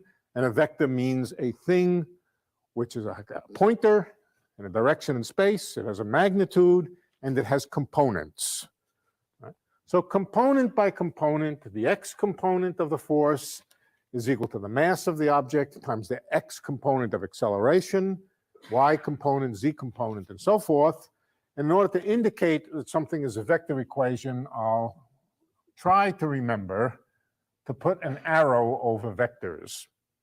The mass is not a vector. The mass is simply a number. Every particle has a mass. Every object has a mass. And in Newtonian physics, the mass is conserved. It does not change. Now, of course, the mass of this cup of coffee here can change. It's lighter now, but it only changes because mass has been transported from one place to another. So you can change the mass of an object by whacking off a piece of it, but if you don't change the number of particles, change the number of molecules, and so forth, then the mass is a conserved, unchanging quantity. So that's first equation. Now, let me write that in another form. The other form, we imagine we have a coordinate system, an x, a y, and a z. I don't have enough directions on the blackboard to draw z. I won't bother. There's x, y, and z. Sometimes we just call them x1, x2, and x3. I guess I can draw it in. x3 is over here someplace, x, y, and z. And a particle has a position, which means it has a set of three coordinates. Sometimes we will summarize the collection of the three coordinates, x1, x2, and x3. Incidentally, x1 and x2 and x3 are components of a vector.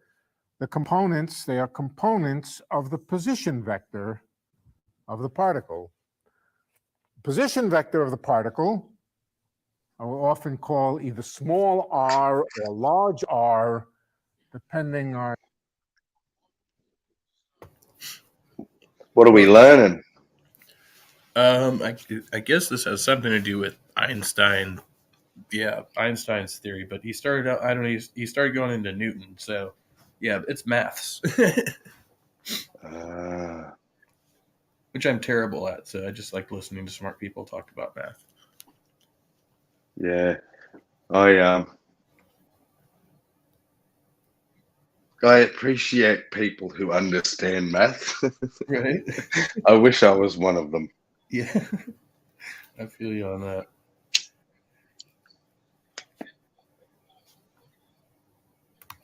Oh, on the particular context. R stands for radius, but the radius simply means the distance between a point and the origin, for example. We're really talking now about a thing with three components, x, y, and z, and it's the radial vector. The radial vector, this is the same thing as the components of the vector r. All right, the acceleration is a vector that's made up out of the time derivatives of x, y, and z, or x1, x2, and x3. So for each component, for each component, 1, 2, or 3, the acceleration, which let me indicate, well, let's just call it A, the acceleration is just equal, the components of it are equal to the second derivatives of the coordinates with respect to time. That's what acceleration is. The first derivative of position is called velocity.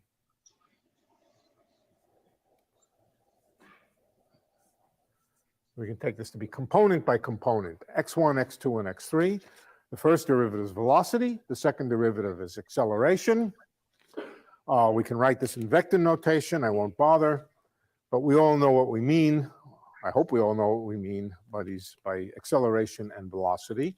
And so Newton's equations are then summarized, not summarized, but rewritten as the force on an object, whatever it is, component by component, is equal to the mass times the second derivative of the component of position. So that's the summary of, I think it's Newton's first and second law. I can never remember which they are. Newton's first law, of course, is simply the statement that if there are no forces, then there's no acceleration. That's Newton's first law. That's the second law. Third law is Equal and opposite, right. So this summarizes both the first and second law. I never understood why there was a first and second law. It seemed to me there was just one, F equals ma. All right, now let's begin even previous to Newton with Galilean gravity. Gravity as Galileo understood it. Actually, I'm not sure how much of this mathematics Galileo did or didn't understand. He certainly knew what acceleration was. He measured it. I don't know that he had well, he certainly didn't have calculus, but he knew what acceleration was. So what Galileo studied was the motion of objects in the gravitational field of the Earth in the approximation that the Earth is flat. Now, Galileo knew the Earth wasn't flat, but he studied gravity in the approximation where you never moved very far from the surface of the Earth. And if you don't move very far from the surface of the Earth, you might as well take the surface of the Earth to be flat. And the significance of that is twofold. First of all, the direction of gravitational forces is the same everywhere. This is not true, of course, if the Earth is curved. Then gravity will point toward the center. But in the flat space approximation, gravity points down. Down everywhere is always in the same direction. And second of all, perhaps a little bit less obvious, but nevertheless true, in the approximation where the Earth is infinite and flat, goes on and on forever, infinite and flat, the gravitational force doesn't depend on how high you are. Same gravitational force here as here. The implication of that is that the acceleration of gravity, since force apart from the mass of an object, the acceleration on an object is independent the way you put it. And so Galileo either did or didn't realize, well, again, I don't know exactly what Galileo did or didn't know, but what he said was equivalent to saying that the force on an object in the flat space approximation is very simple. It's first of all has only one component pointing downward. If we take the upward sense of things to be positive, then we would say that the force is, let's just say the component of the force in the x2 direction, the vertical direction, is equal to minus. The minus simply means that the force is downward, and it's proportional to the mass of the object times a constant called the gravitational acceleration. Now, the fact that it's constant everywhere is, in other words, mass times g doesn't vary from place to place. That's this fact that gravity doesn't depend on where you are in the flat space approximation. That's the fact that the that I don't understand that bit. Even on a flat plane, your height's gonna change the effect of gravity. Right.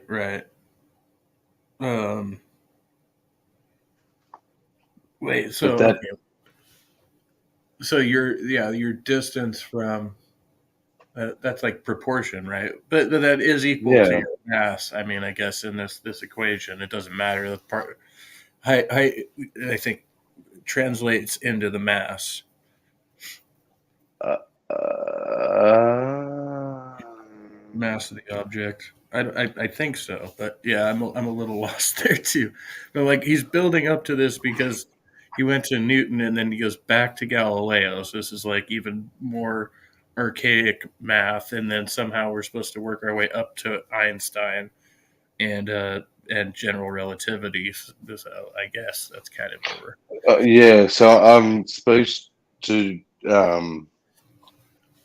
So he's sort of just in that frame of context where at this point that is true. But he's kind of saying it like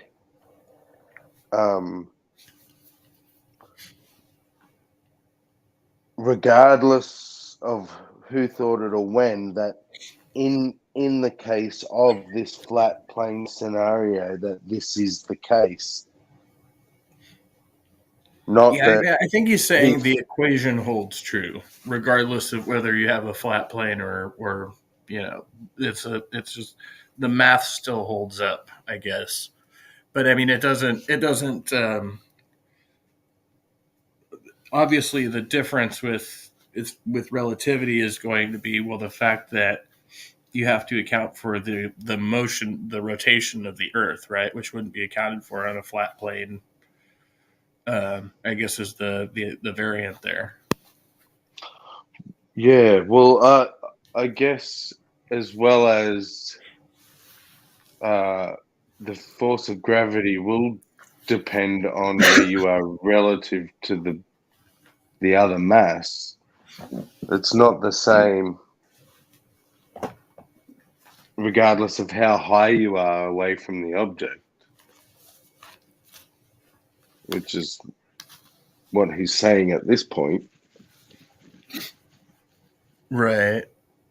Yeah, I see what you mean. Yeah, he's this guy. I've listened to a couple of his lectures, and the way he speaks, it's interesting, but it can be confusing as well.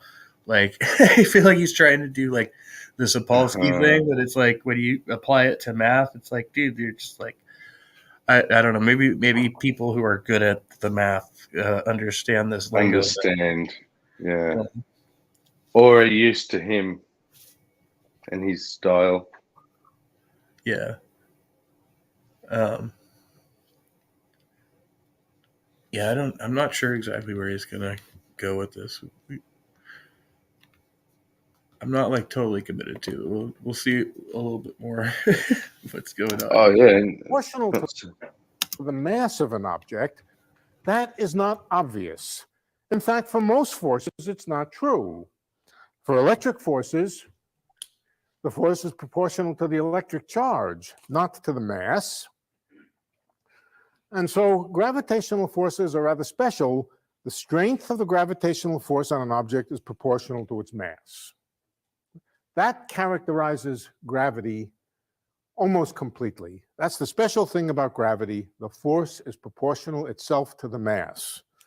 Well, if we combine F equals ma with the force law, this is the law of force, then what we find is that mass times acceleration, d second x, now this is the vertical component, by dt squared, is equal to minus, that's the minus, mg, period. That's it.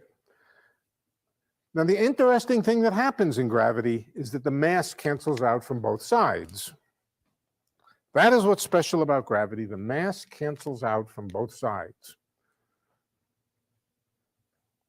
And the consequence of that is that the motion of an object, its acceleration, doesn't depend on the mass. It doesn't depend on anything about the particle. Particle, object, I'll use the word particle. I don't necessarily mean a point, small particle. A baseball is a particle, an array. See, that's confusing because that's not what particle means. Particle is something very specific. You're talking about any given object, right? Like, and it is a weird way of explaining things here. But I feel like I'm getting this a little bit. Okay, so the mass is canceled out in either object for the purpose of the equation, right? So that kind of like, okay, so it's like, because if you think about it, if gravity were like a 1-to-1, like we'd all just get flattened, we'd all be pancakes, right? Like the earth would just suck us into some kind of, so you have to have some like what am I looking for? There's a word for that. Yeah. A discrepancy or like an imbalance, but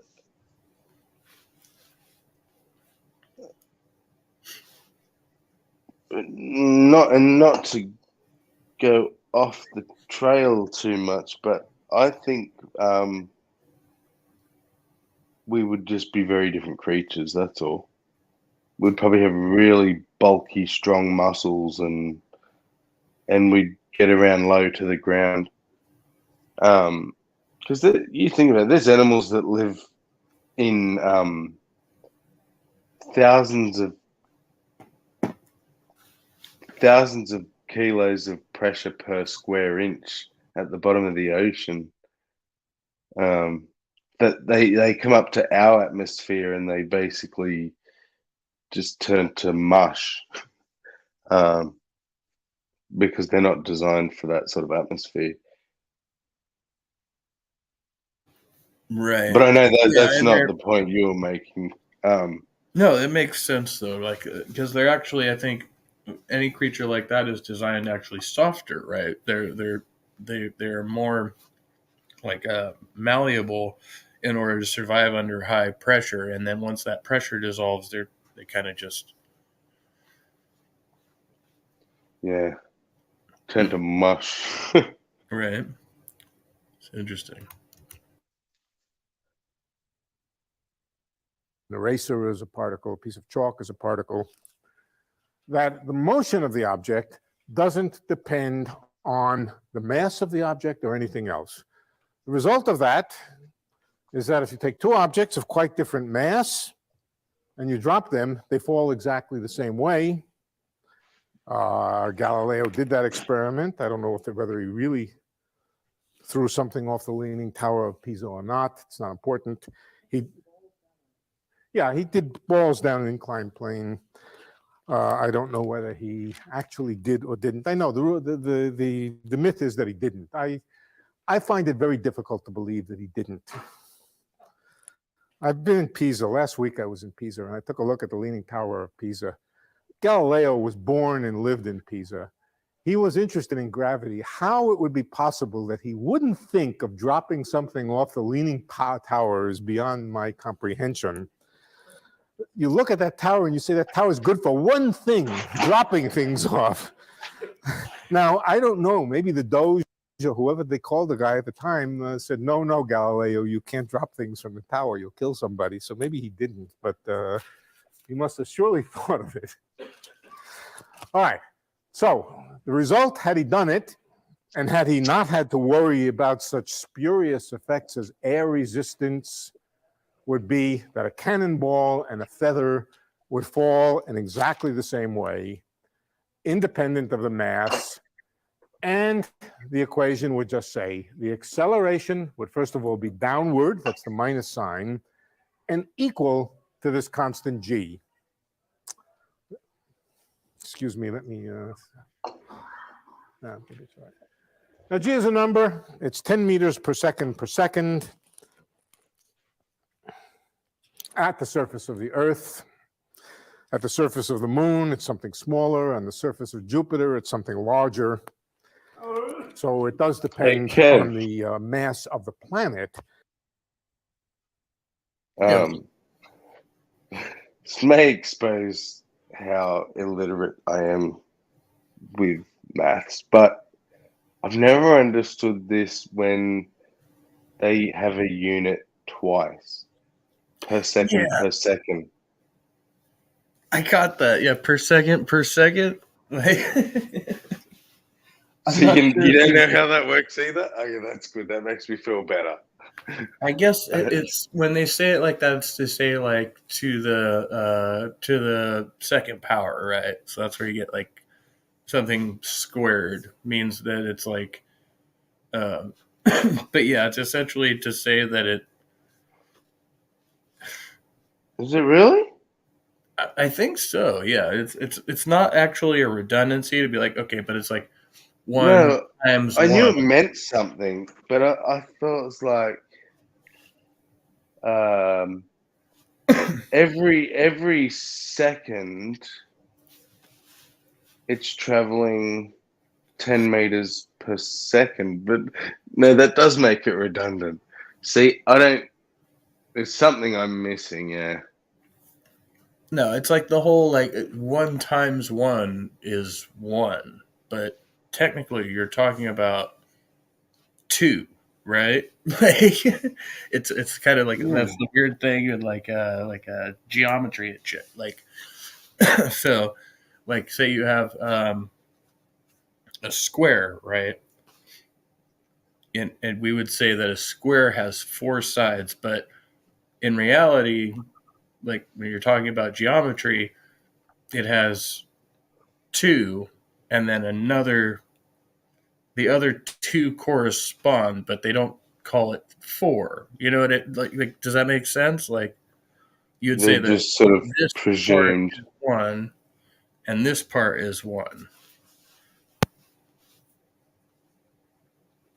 Yeah. It doesn't seem to make sense, but it's only like when you're doing the equations that's where it counts.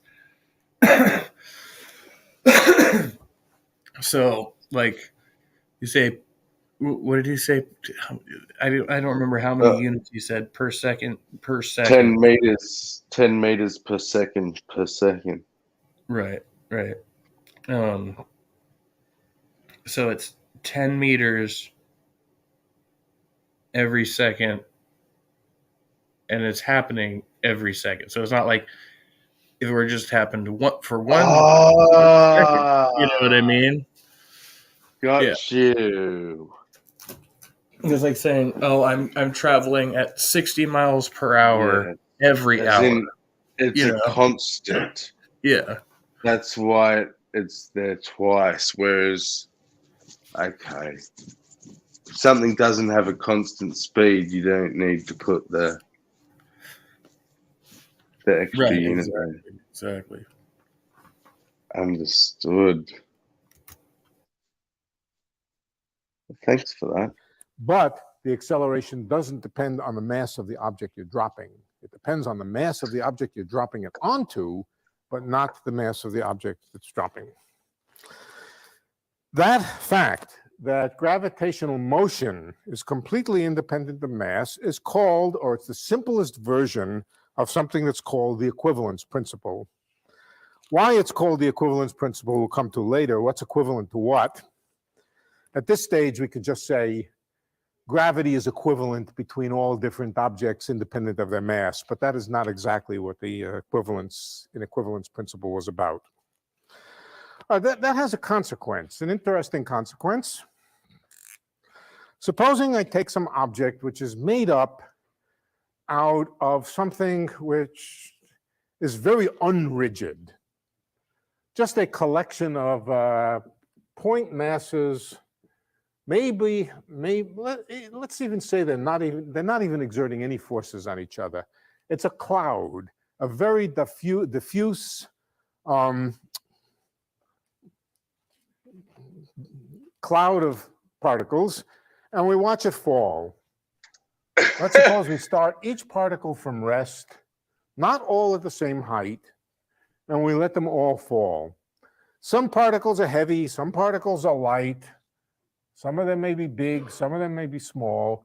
How does the whole thing fall? And the answer is all of the particles fall at exactly the same rate. The consequence of it is that the shape of this object doesn't deform as it falls. It stays absolutely unchanged. The relationship between the neighboring parts are unchanged.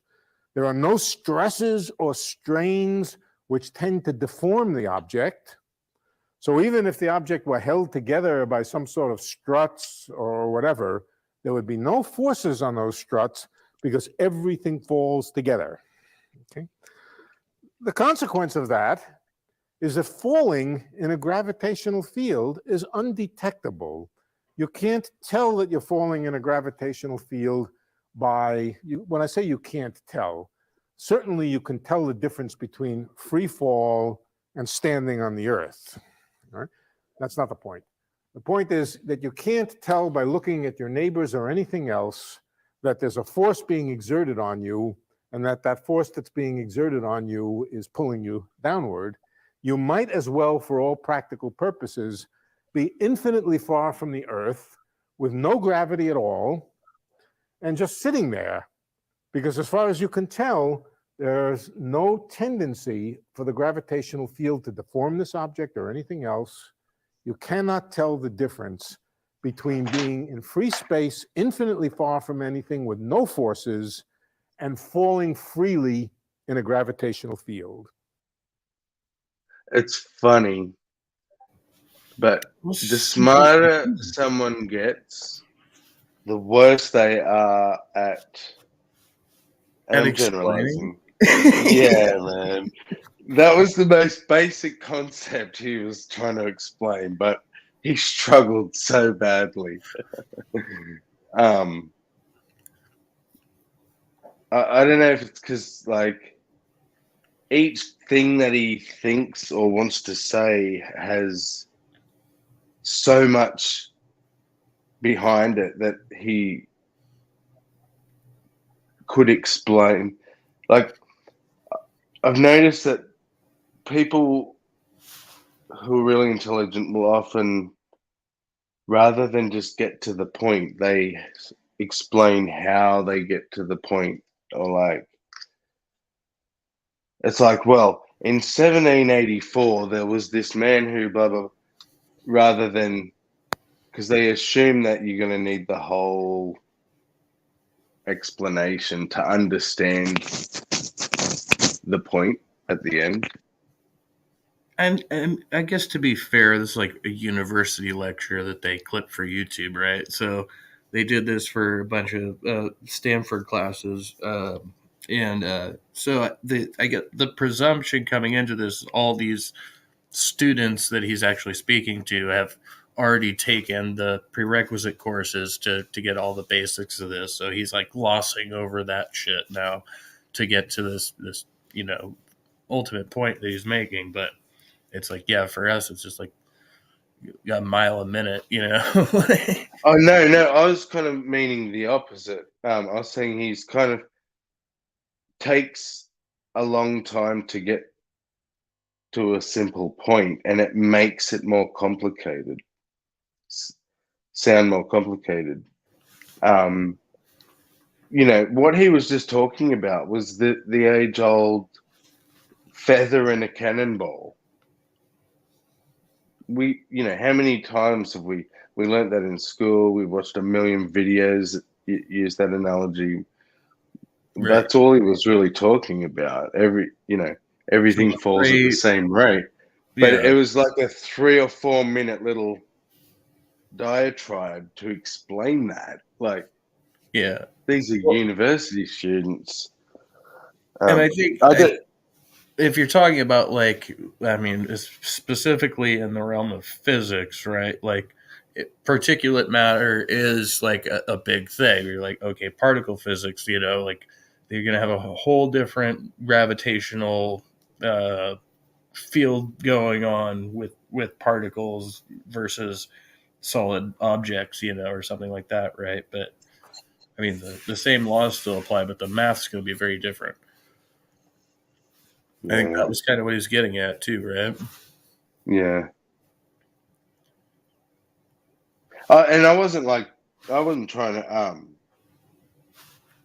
say there's anything wrong with what he's doing or a bad lecture or anything. I was just noticing that, or I have noticed that it seems to be a thing amongst lecturers where a really good lecturer can say their point concisely and clearly. The longer it takes you to make your point, the harder it is for your audience to keep track. Yeah, and some of these guys, You know? maybe it seems like they're just like filling time. Like they're like, I have to have, you know, at least an hour and a half, you know, to legitimize this class. So I have to say something, you know. So That could be it too. Yeah.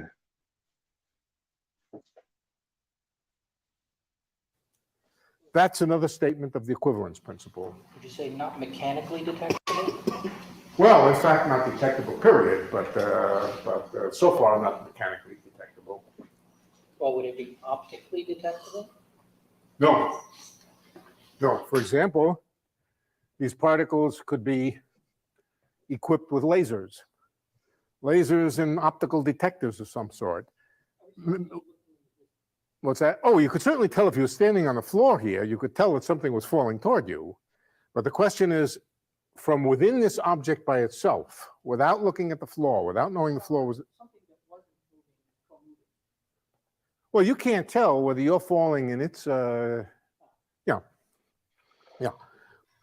If there was something that was not falling, it would only be because there was some other force on it, like a beam or a tower of some sort holding it up. Why? Because this object, if there are no other forces on it, only the gravitational forces, it will fall at the same rate as this. All right, so that's another expression of the equivalence principle, that you cannot tell the difference between being in free space, far from any gravitating object, versus being in a gravitational field. Now, we're going to modify this. This, of course, is not quite true in a real gravitational field. But in this flat space approximation, where everything moves together, you cannot tell that there's a gravitational field, or at least you cannot tell the difference, not without seeing the floor in any case. The self-contained object here does not experience anything different than it would experience far from any gravitating object standing still, or in uniform motion. I have a question. What's that? Yeah. Well, we can tell when we're accelerating.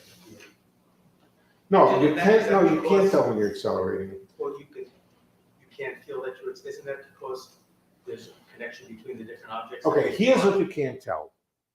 If you go up to the top of a high building and you close your eyes and you step off and go into free fall, you will feel exactly the same. You feel weird. I mean, that's not the way you usually feel, because your stomach will come up and you know, do some funny things. You might lose it, but the point is, you would feel exactly the same discomfort in outer space, far from any gravitating object, just standing still. You feel exactly the same peculiar feelings. Okay. What are those peculiar feelings due to? They're not due to falling. They're due to not fall. Well, they're due to the fact that when you stand on the earth here, there are forces on the bottoms of your feet which keep you from falling. And if the earth suddenly disappeared from under my feet, sure enough, my feet would feel funny because they're used to having those forces exerted on their bottoms. You get it, I hope. Okay, See, that part I finally did get. I was like, okay. So yeah, we're used to being adhered to the Earth, and it's unusual if we're not having gravity exerted. yeah. But again, I think he just describes things in such an unclear way. In space, right? The way I had it explained to me, which I thought was crystal clear, was the only reason we experience falling on Earth is because we're in an atmosphere and we have wind resistance. That's what we actually feel. The gravity part itself, there's nothing there. Well, but I mean, like look at like being in a pool. Like there's an obvious difference when you get displaced by water and you don't have. Yeah, I mean, so I think he's talking about something kind of like that, right? Yeah. That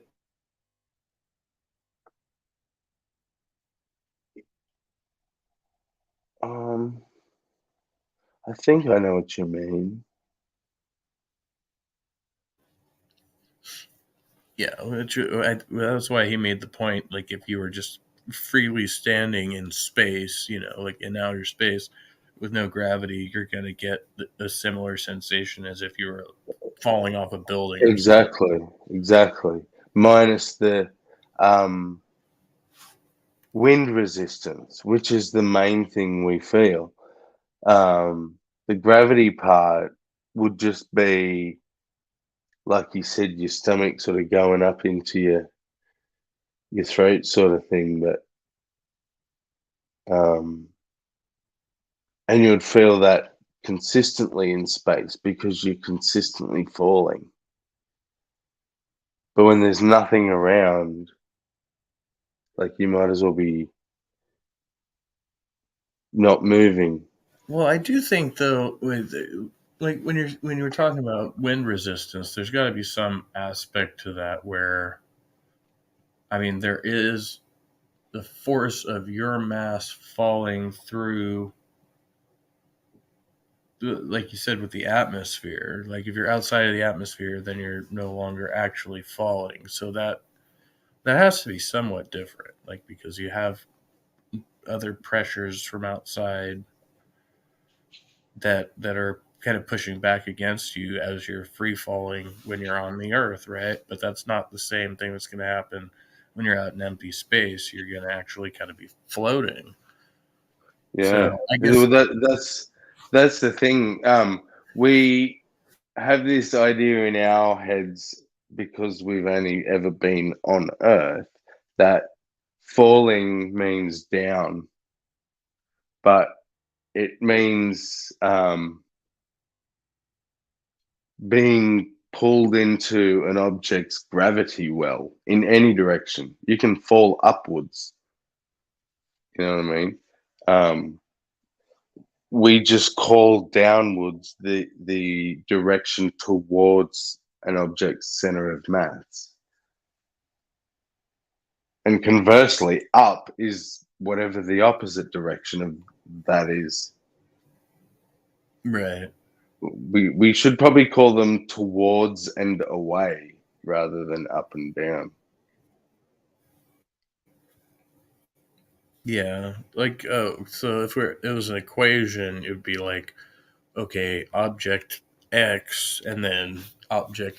So So object X is like the center, whatever the main body, right? And then object Y and object Z go towards it from whatever direction, right? But there's no. Is that kind of what you're saying? I think so. Get my head around that. Yeah, I'm trying to put it into an equation in my head, the mental math thing, but I don't know if I'm doing it right.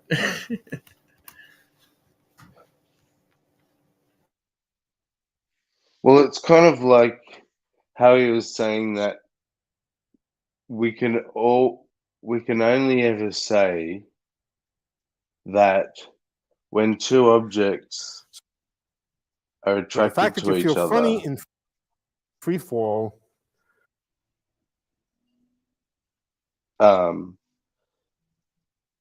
In the equation, you can cancel both bits of mass out. So the smallest object gets its entire mass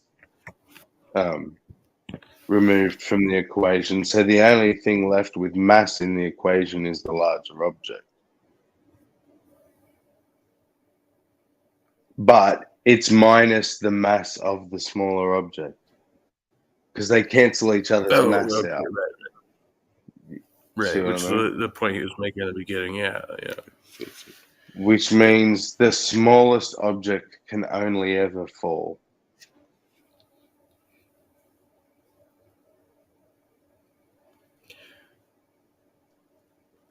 And like in that way, though, like so even the largest objects that we perceive, like the Earth itself, is itself always falling. We just don't Yeah. get the immediate effects of that, right? Because everything in Yeah. orbit is kind of in a way falling towards the sun, right? Not kind of. It is Yeah. 100%. That's what an orbit is. Right. Its motion resisting the fall. But because there's not enough motion to escape its gravity, it just keeps going around and around. And eventually the motion would stop and slow until all the planets would eventually suck into the sun, but it's going to do other things before that point. But just like the moon's falling into Earth, but actually they're saying that it was far away enough that it's actually moving away from us, which is interesting.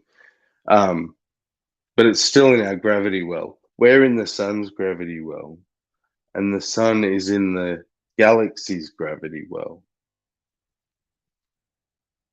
And then galaxies are affecting each other and pulling each other into each other's gravity wells. Do you think in that idea of like a multiverse where there's like, so you could say like we have our observable universe and it, kind of it is adjacent to another one, but in terms of space, these two universes could be kind of coalescing and pulling together so that eventually they would be sharing the same space in a sense, right? Like, Yeah, well, I mean, if string theory is correct, then there has to be other dimensions, and but rather than crossing over, it's like two paper thin sheets right next to each other but never touching, and we're like on the other side of a mirror. We can't break the mirror surface, even though it's like microscopic or Planck spaces away from us. We just can't get there. And that's actually one of the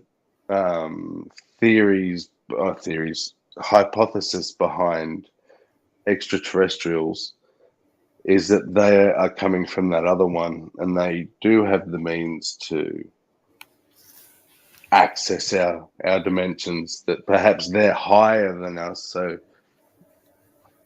Yeah, I've heard this kind of theory where you have like what they you, you have a sheet of paper, right, and then you can, if you just merely it's something about folding the paper, basically. If you like, you can kind of fold space-time the same way you would fold that sheet of paper, and then kind of shortcut your way across, right? But there's really no other way of doing it the long way. You have to create this bridge or something, Yeah, I think. that's essentially wormholes. What wormholes do. Um, yeah, which is a bit different, but it's just as cool idea. Um, and then the idea of what you would call warp speed, um, which is squashing space behind whatever you're in and stretching the space in front of you, so it's like the space itself pushes the vehicle like a wave. Um, and apparently the maths has been done on it, but the issue of bringing it into reality is the amount of power needed to manipulate space.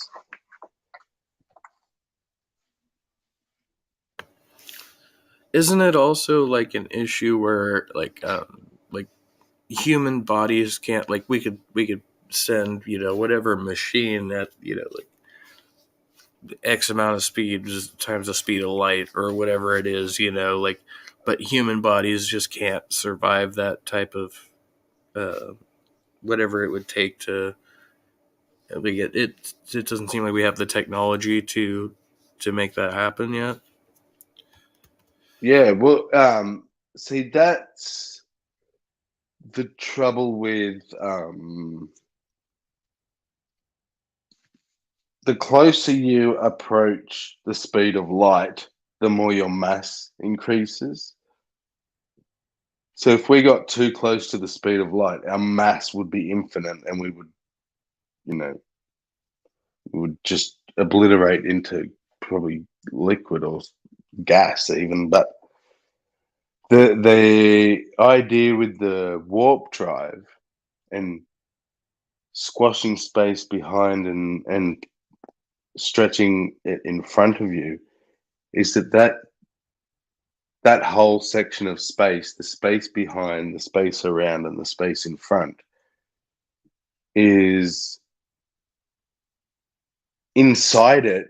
It's relative, like it's normal. You're not even moving. You're surfing space. You're not moving through it. Yeah, I was thinking the way you describe that, it sounds like boating. Yeah, but with Like when you're in actual a boat, you space displace the water, and in this sense, you're displacing space time. yeah, yeah. Yeah. So like space, the same way that everything is moving away from everything now because space is stretching. We're just taking that exact same principle that's already happening naturally, but condensing it and using it around our little ship. Huh. That's interesting. But if there's in space, there's no, well, there's obviously there's matter, but there's no atmosphere. You don't have a regular.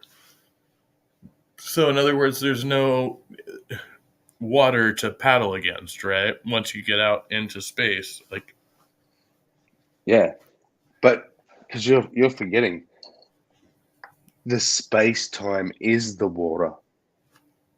We That's what I mean by we are a long way from this technology. We're talking about actually manipulating space time. Right. Which is that's not really a trick of physics, is it? It seems like there's well, I No, mean, I it's guess like it's the maths is doable, but you're talking about harnessing power that you'd need like black holes to generate that sort of power and stuff, and um, yeah, we're like probably 1,000 years or more away from that, I imagine. you think I've heard people say the internet is kind of like that, like the fact that we have this kind of instantaneous communication and it's all there's no wires attached, type of thing. Like that's kind of the same thing you're looking at as far as travel. Like the next step is like, and then you have VR. Like you could go visit some, any random city on the globe with a freaking headset and get the real time experience in in some way. But And that's I guess the point is that the only way that we know is actually possible, no matter how far away that technology is to actually manipulate space time. That's it. We have to either, like you said, create a wormhole, which is wrapping space around and putting a bridge between 2 points. But that's if space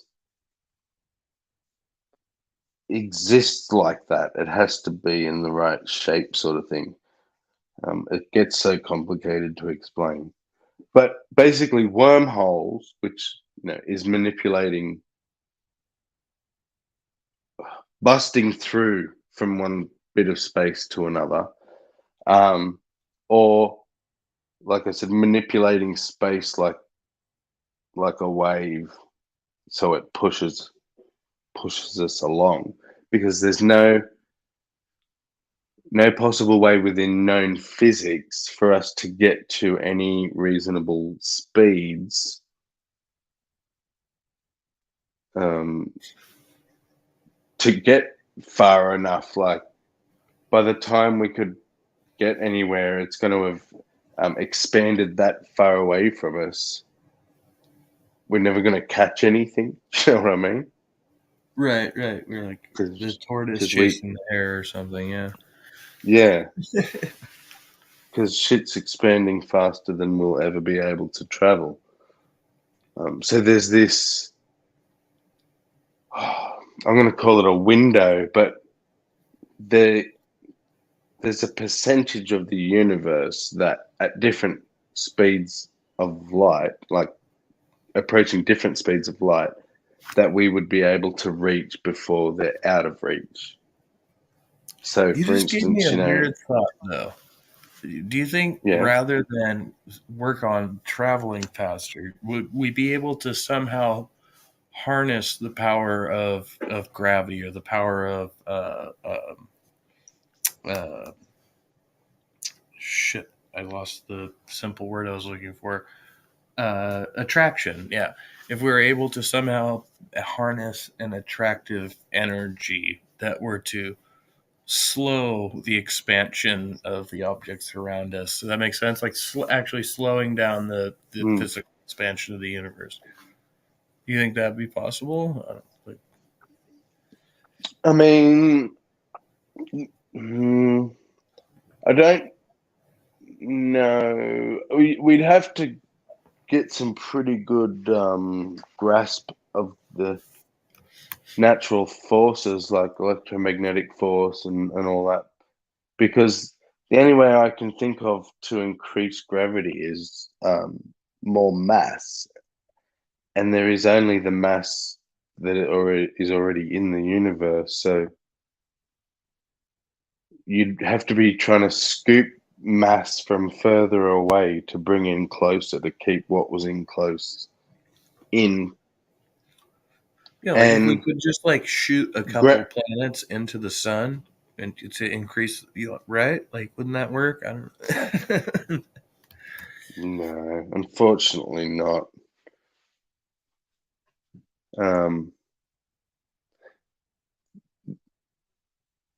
From what we've measured, the expansion's just too fast.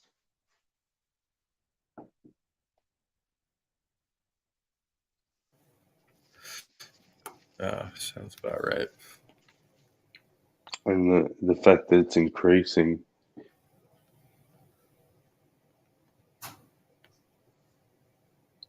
Oop, not that one. I'm just glad that it's in scales of like millions and billions and trillions of years, so I don't have to stress about it. Yeah, we'll never have to see the end of the whatever happens at the end. Yeah. We might see the end of humankind. Yeah, I feel like we might end up living in one of those post-apocalyptic movies where it's like I know. I've had nightmares about it, dude. If it happens, I'm just gonna. I won't get your channel taken down by saying what I was gonna say, but yeah. okay. I, just to say, I probably wouldn't want to continue on too long in a post-apocalyptic world. I'd just be like, "Fuck this, I'm out. I'm Eventually, outie." Oh, I don't know. like I feel like you yeah, can really. create the environment. Like like just plunder shit. Take what you want. There's not that many people. You just kind of like roam the streets. There's like I don't no chance of getting hit by a car. No, yeah, but you know that it's just going to revert back to might makes right. You're going to Oh come yeah, yeah. against The Second Amendment. The Second gangs Amendment's and going to clans. mean a lot in the post law. Yeah. Yeah, no, I get it. Get you. Um, and then it's like, do you join the gang for safety and have to do whatever horrid things they want to do, or do you stand alone? Do you try and make a little community and defend it? Did you watch The Walking Dead or any of those series? I watched the first couple of seasons of Walking Dead, but I didn't get through the whole series. So I only got Same. 3 seasons or something, and then I lost it. But Same. I don't know how many I lasted. It was probably 3 or 4. And I binged them, and yeah, I had this intense fucking nightmare one night about being in an apocalyptic world, and I was living in this fucking abandoned concrete building. And long story short, I swear, yeah, I was in there for months in this world in my dream. So much so when I woke up, I like it took me minutes to sort of realize where I was and who I was, and the world really, wasn't ending. Yeah. And I lived in this weird shifted reality for a couple days, like just clear memories of things that happened in there and this life that I'd lived, and like, how did all that happen in one night? It was intense. And because I don't really dream, like I might have one dream a year if I'm yeah. lucky. And for Especially it if to you have be that, it like that, that'll definitely yeah, grab your attention. I've had like the opposite where I've seen myself kind of thriving in that environment, but of course that's an optimist view. But I have had I was like, oh well, okay, what would happen in this scenario? It's like, okay, it's like me and like 3 other people, and we have to kind of create some kind of uh, community, establish some kind of basically you know uh, yeah. See, yeah. that was the same as me, but what? what did it in for me was like the realization that all of a sudden, like all that we've done this little community, we put all this work in, and then these outsiders come, and we're like willing to let them in, and we think we should work together in that, but they give us no option. It's either give them our stuff or kill them. So now all of a sudden I'm a killer. I have to kill people. I like And that part of it. I know I could do all that shit, but it's like, would I want to? Would I want to like fall asleep every night for an hour or two? Because most of the night I'm like waiting to hear if anyone's trying to get us, or I think I'd survive well, but I don't think I'd want to.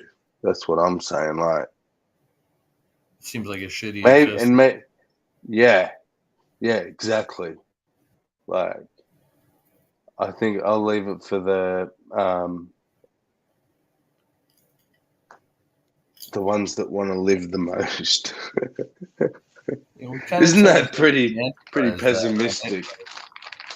What was that? Romanticizing it seems like we tend to romanticize that, like survival instinct, like, oh, now you're Yeah, macho because you got to defend yeah, the home, and it's like, no, it's just what people do to survive. There's nothing macho about it, you yeah. know.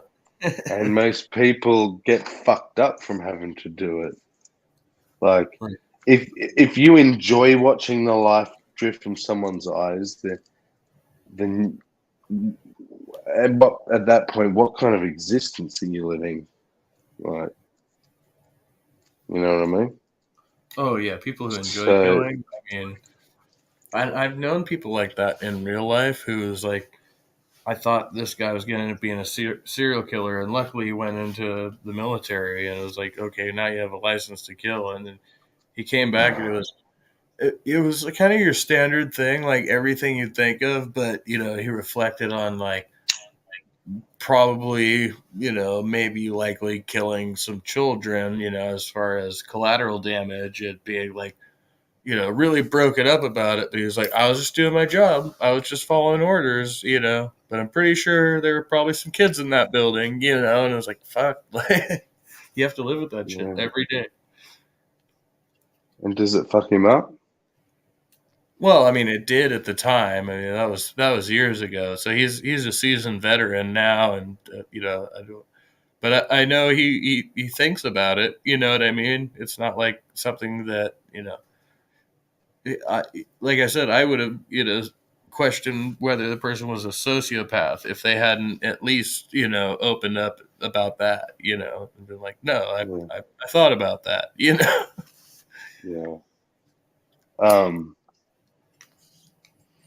And then, yeah, as opposed to someone who like says it with glee, Right. like we killed 30 of the bastards. Gets off on it. Yeah, or that mentality, like the cops do the same thing. Well, oh, that kid was just going to grow up to be a gangbanger anyway, and they do the same shit in the army when we're talking Yeah. about resisting forces or whatever.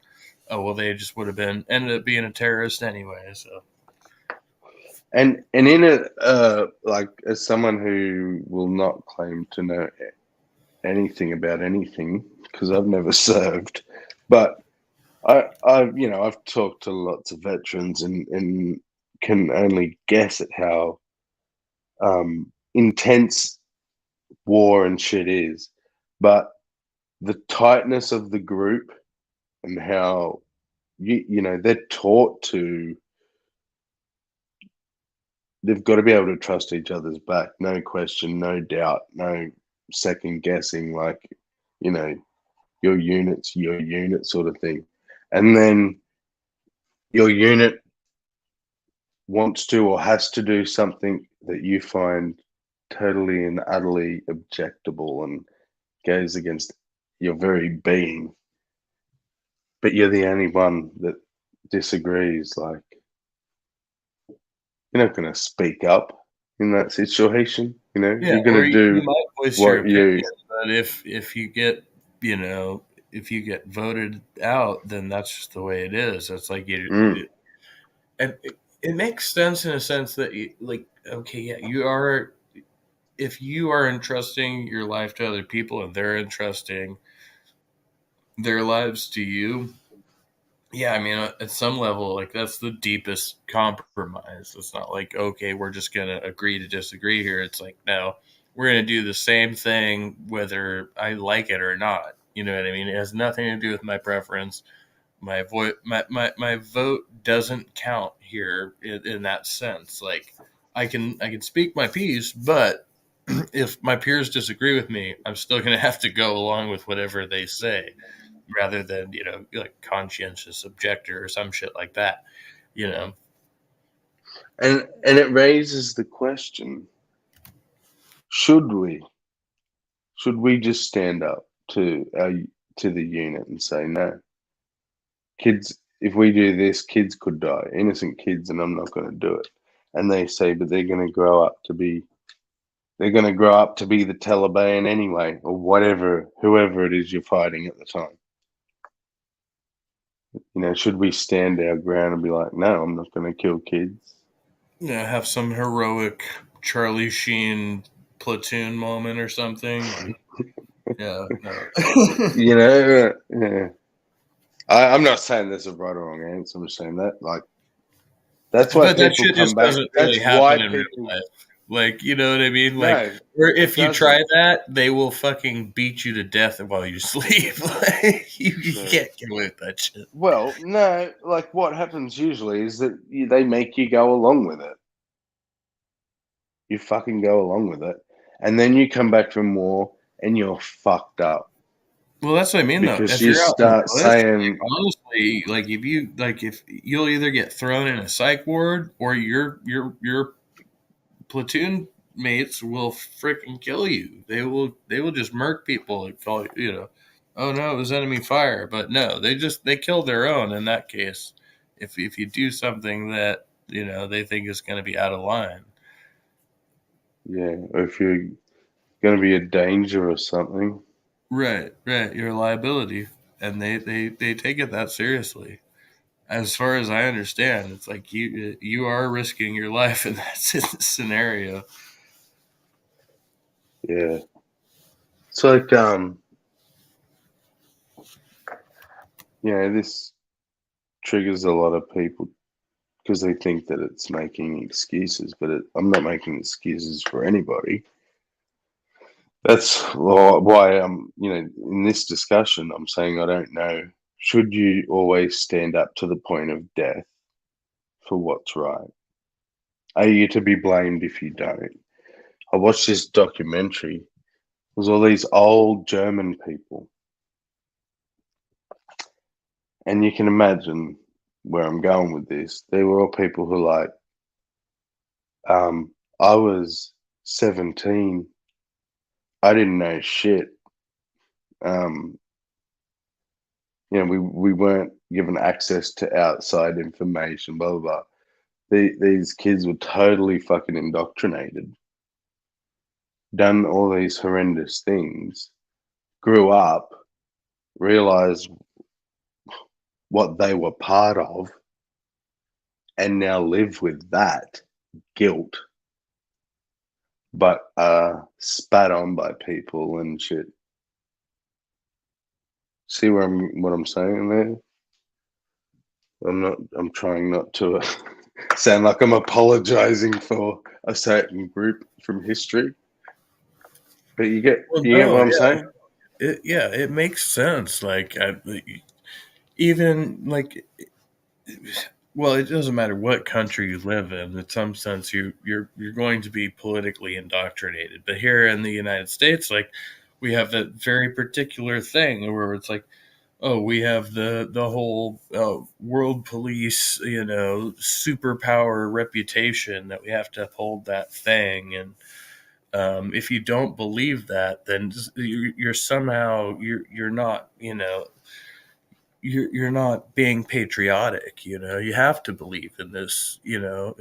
Every country does that a little bit, right? Like, Yeah. so you could see it like reaching that full extreme where suddenly, yeah, were Ubermensch and all that good shit. And of course they got sucked into it. Young people, they're easy to manipulate, you know. Yeah. And freaking the Nazis, they had no shame. They had, 8, 9-year-old kids out there with freaking knives and little armbands, you know, like My grandfather, right? This is how insidious it was.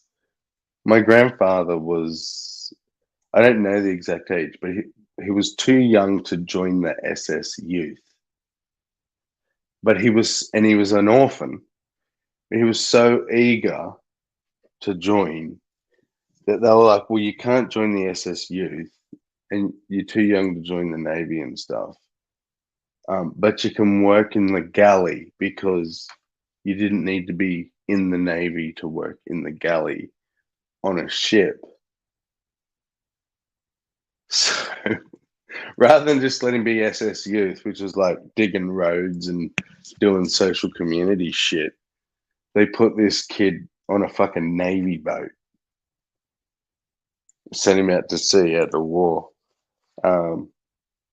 And he ended up captured and put to work on a French farm. And long story short, here I am. But a fucking orphan kid, like, yeah, just stick him to work.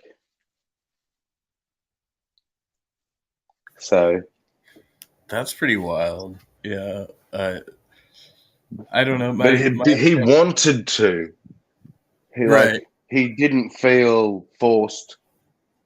He was proud that he did it, and when he was young, looking back at it, he had PTSD and shit, and that's why they came to Australia, because there's no mandatory service.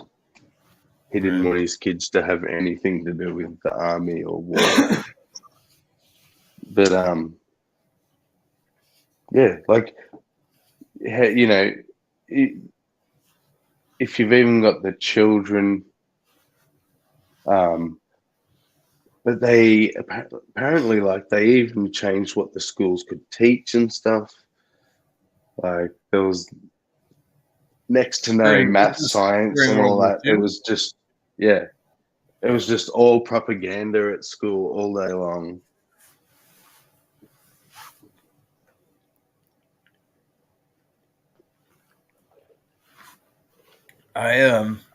Yeah, I don't think I had any. I don't have any family members that I know of that served during World War II, but both of my grandfathers, my maternal and my paternal grandfather, both served in Korea, and both of them were basically like, it was the worst fucking experience of my life, and I did what I had to do, but never do it again, you know? Like, they were both fucked up by it. Just like, oh shit. But Korea was one of those, another just like a shit show of a war. I know a few blokes that went to Vietnam, served in Nam, Yeah. from Australia, and they see same thing that happened over there. It's just we obviously less for us, so most people don't know. But we did the same thing. They came back and they got shunned and spat on and called every name under the sun because no one wanted the Vietnam War. But a soldier goes where a soldier's told, you know. Yeah, isn't it kind of like that weird thing where hippies, I say it starts with the hippies, like peace-loving people who are against war turn around and treat soldiers like shit instead of, like, and it's like, okay, yeah, I mean, I get it. Like, you're anti-war, you're trying to, just make discourage that behavior, but at the same time, you should be going after the politicians and the leaders. That's you should right. be going after fucking grunts, like that doesn't make any type of sense. Pick a war, and while you would have groups of individuals doing horrendous things, on the whole, it is always the soldiers that pay the price. Yeah, Always. and it's in both senses. Like they take the majority of the shit when they're out in the field, and then they take the majority of the shit when they come home. And it's like, Yeah. wow.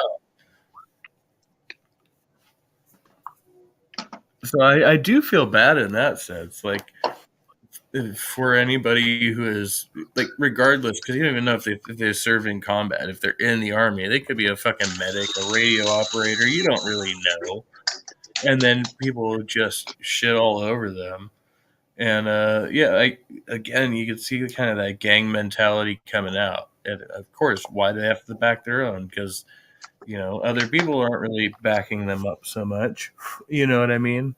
On the home front, it's like, okay. Yeah, I remember when my buddy who's army, he's a seasoned vet now, but when he'd first come back from basic, me and him went down to the store together, and he got all offended because we were buying some alcohol, and the clerk asked him for his ID. He was like 22 or something, and I'm a few years older than him, so I just and as he got all indignant about it, pulled out his military ID card. He was like, "Motherfucker, I've already I've already been to Afghanistan." Yeah. He had come back to the story. He was like, "I've already been to Afghanistan. You're carding me." It's like, whoa, man, dial it back a little bit. And he was so mad about that. The clerk guy, I was like, How's someone supposed to know if you've served? Yeah. Yeah. How's he supposed to know you've served? No, yeah, they do. They have like the mindset, like they're always in uniform. Like even if they're not, they feel like they are. People should just recognize that.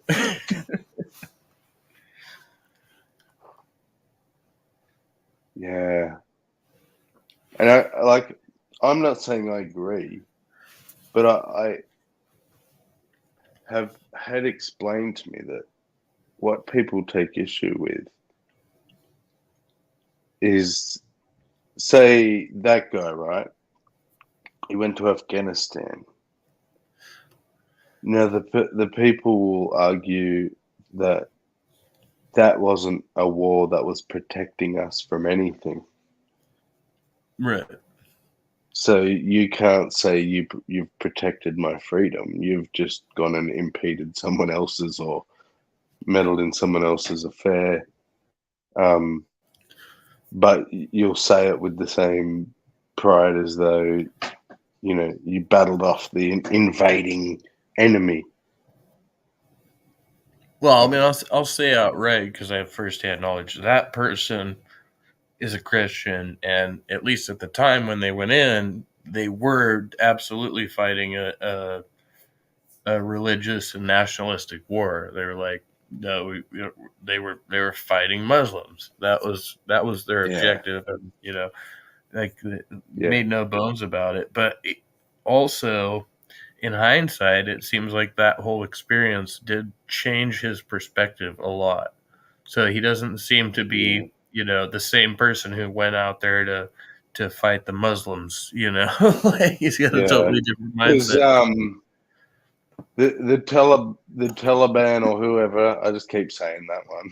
Right. It's one of the first ones. Isn't that scary when it's a little girl? Yeah. Or when you have, that their children are innocent just like mine, you get that going, and it's like, okay. And you see these crying, bleeding children in the streets that you bombed 2 hours before, and now you're coming through and seeing Right. what you've been part of. And you get to see your fellow soldiers getting killed too. So, you get that part. It's like, was there any sense in that? Probably not. Probably not. So everyone gets to die, and politicians get what they want. Yeah, it's the You only also, like, winners in that is the politicians. yeah, like war is Oh, one of the and most the gun senseless things companies we still and engage sorry. in. Say again? I was thinking just war is like one of the most senseless things that we still engage in. It's like what other primitive rituals, besides just bloodshed, like let's find more sophisticated ways to kill each other because we have nothing better to do with time and technology. It's like, Oh no. no, it's not that. It's that it's too profitable to stop. The weapons companies and you know all of that stuff. In fact, it's something I need to learn more about, so I know what I'm talking about. But it's one of the main things you hear about war is that it makes governments money.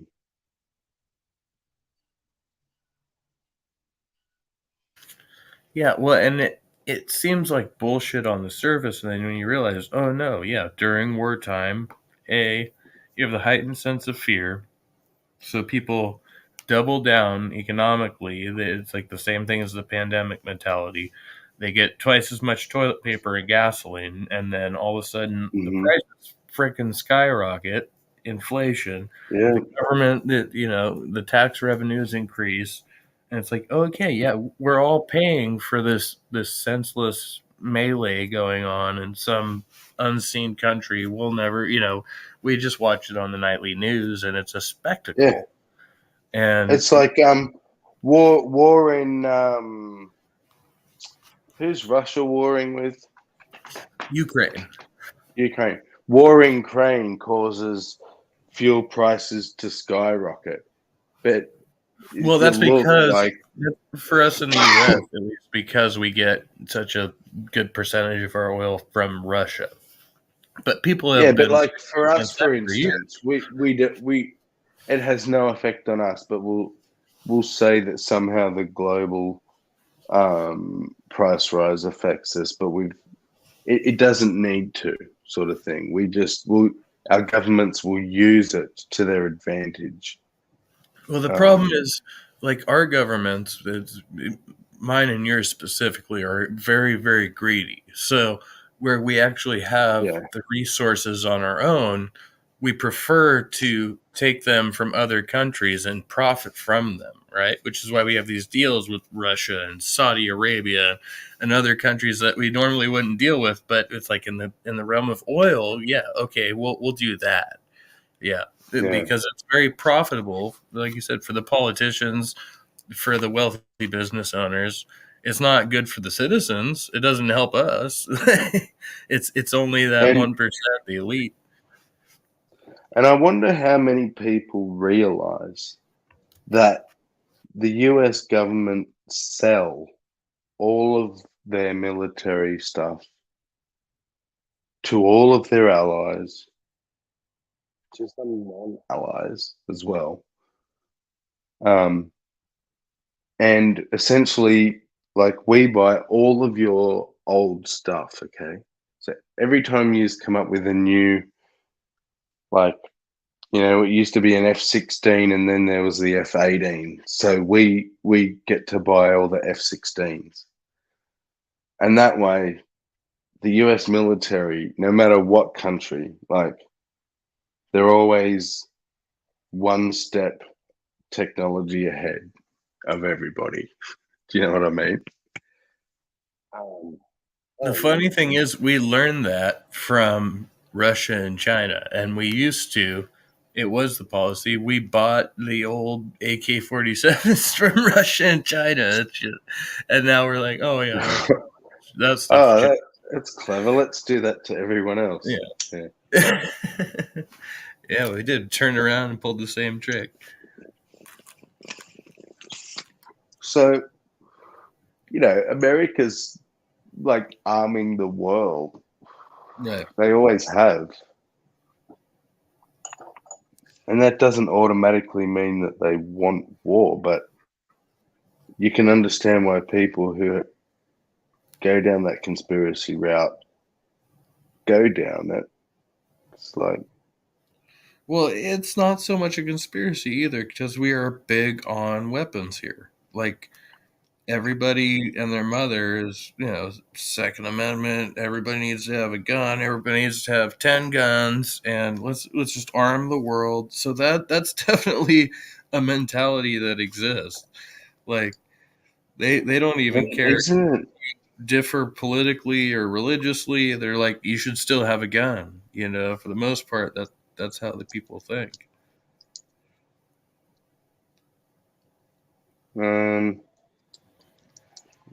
Spend on defense, they call it. Is this you or the Let's U.S.? see. I wanted to know, like, the US compared to. The figure for the Pentagon alone is $842 billion Right. for 2023. That's more So than that's they just asked for. intelligence. That's not even like if you're talking the Pentagon, that's intelligence shit. That's not even counting like boots on the ground. That's It says here total spending on national defense, including work on nuclear weapons at the Department right. of Energy, comes in at $886 billion.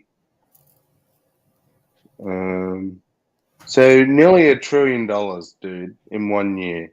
Like, okay, so 766 billion in 2020, and the next closest was China at 240 billion. Well, hey, that's my money, So, bro. so four That's my- times the amount. And then the next is India, only at 73. So I believe that the top 10 below America can add up and still be below how much you spend. Right. Yeah, it sounds about right. Yeah, it is true. Look, because they're all like 40, 45 to 50. So let's just say 50. 1, 2, 3, 4, 5, 6, 7, 8, 9. 9 fives is 45, and then China is 60. Oh yeah, it's below. So the next 9 down don't even add up to what you spend combined. And I have to wonder how necessary that is. War hungry and trigger happy, man. War hungry and trigger happy.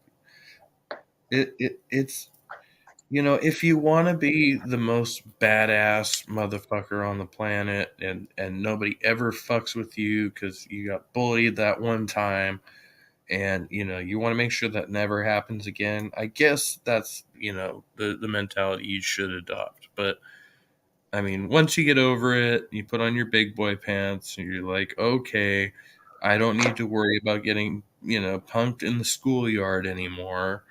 It's like you start to, Was it? focus your resources on more practical things, I hope. But, not us. No, we're not there yet. So tell me, as an American,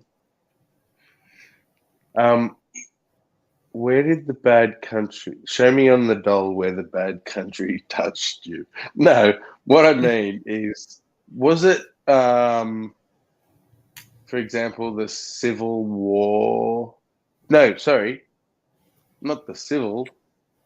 Was there Revolutionary? some sort of revolution, yeah, between you and England? Oh, yeah. And Yeah. and, I and heard we use like, they wanted to tax our tea, bro. And we were not down with paying taxes, man. Like, because they were taxing us a lot. And then we still had to, like fight the natives and they weren't sending reinforcements. And so we're like, what the fuck, man? And, yeah, yep. and now I you don't, want to tax our tea. yeah. Might as well just Um, throw it in the fucking ocean. but is that when America was like, nah, fuck that shit? I'm going to spend more money on arms and defense and war than on any other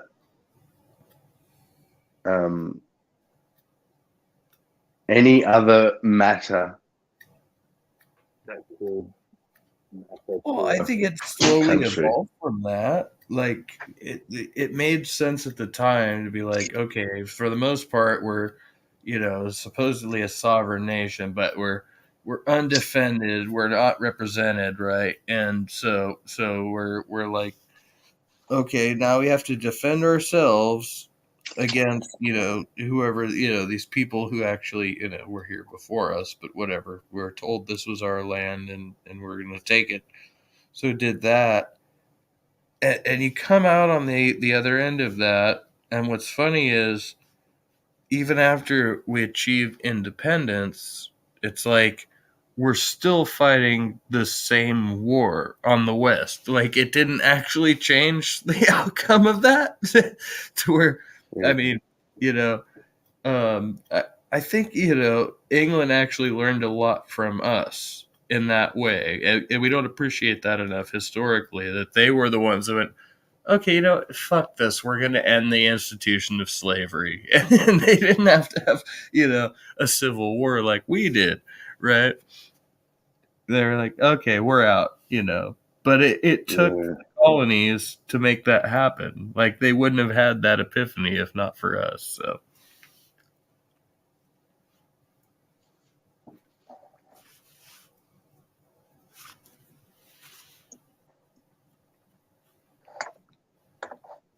I don't And know. I like to then take credit for little things like that.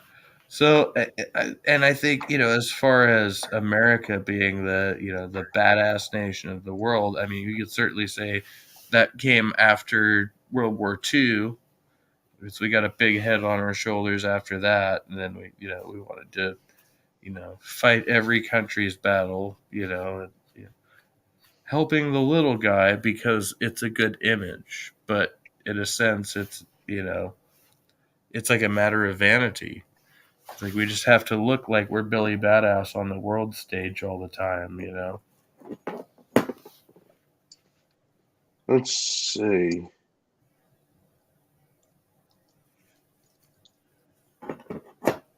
What our little country spends. Oh, 45 billion. That's still That's a lot because in 2017 it was only 35. 34, yeah. So we pumped it up in the last couple of years by 10 bill because of the heat in the Southeast Pacific. Oh yeah, Korea, North Korea, right? Yeah, well, no. So China came down into like Malaysia, Indonesia, all Papua New Guinea, all of those, what they Really? call Southeast Asia, and said no, and just started making deals. And Australia was like, but oi, we have like we sort of have said we we give them independence, but we protect them for I don't know. Anyway, This is they were like like a mafia kind of like. sort of thing, yeah. And they were like, well, no, you don't do shit, and China's offering good shit. So they're all making deals with China, and Australia's like, but I said if you do what I ask, I won't. When you have natural disasters, I'll send aid. Basically, I guess what it comes down to, and Yeah. we'll come to their defense. If someone attacks them and shit, but no one's attacking them. China's in there making deals, so where our government wouldn't help them in any way, whereas China is like helping them. economically, right? Yeah. Yeah. I mean, It's not like real all's humanitarian fair. aid or something. It's like, No, it's money. Probably weapons and trade deals and, whatever's just benefits.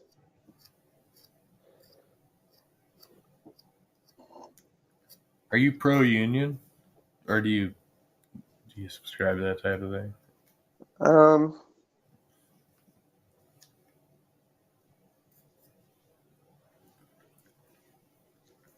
I don't know. I don't really know enough to have a very good opinion.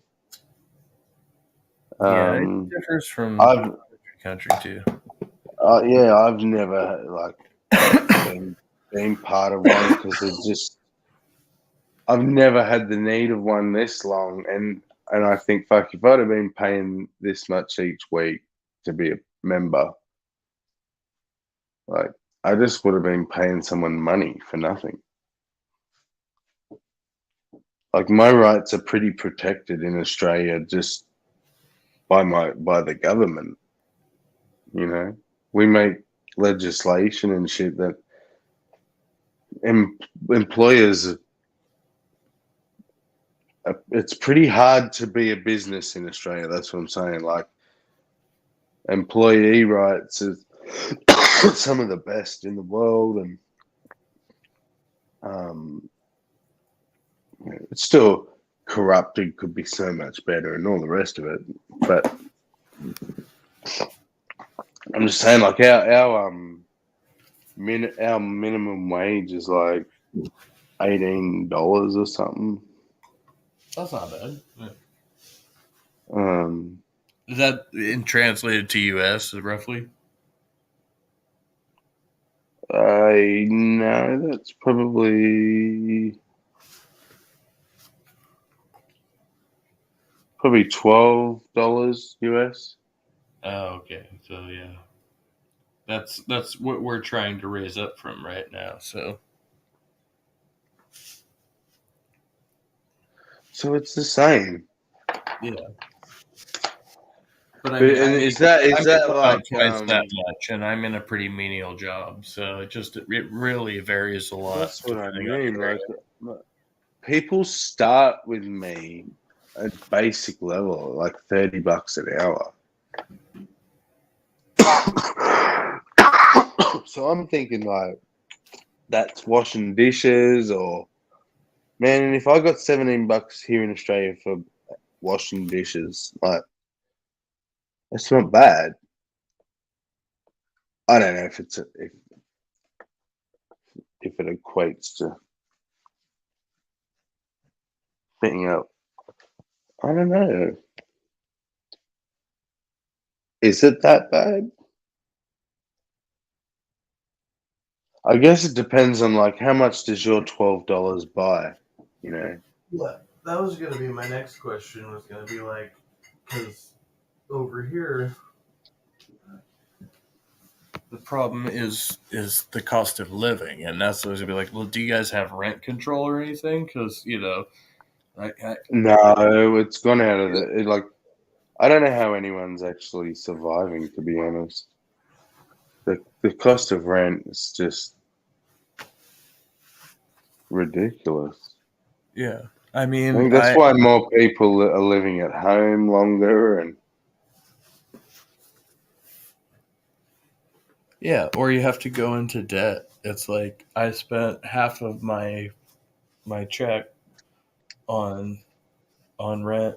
Um, what I'm gonna have to pay it tomorrow, but that's half of my income for the next 2 weeks, and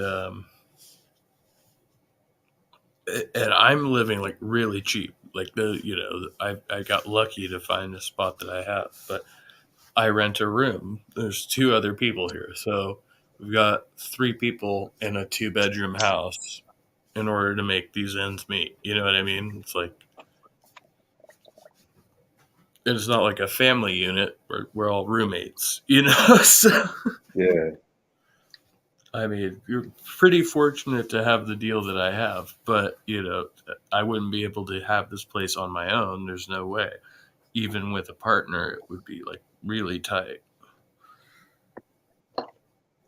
So maybe we're in the same position as you, and I'm just too out of touch. Yeah, actually, I think about it.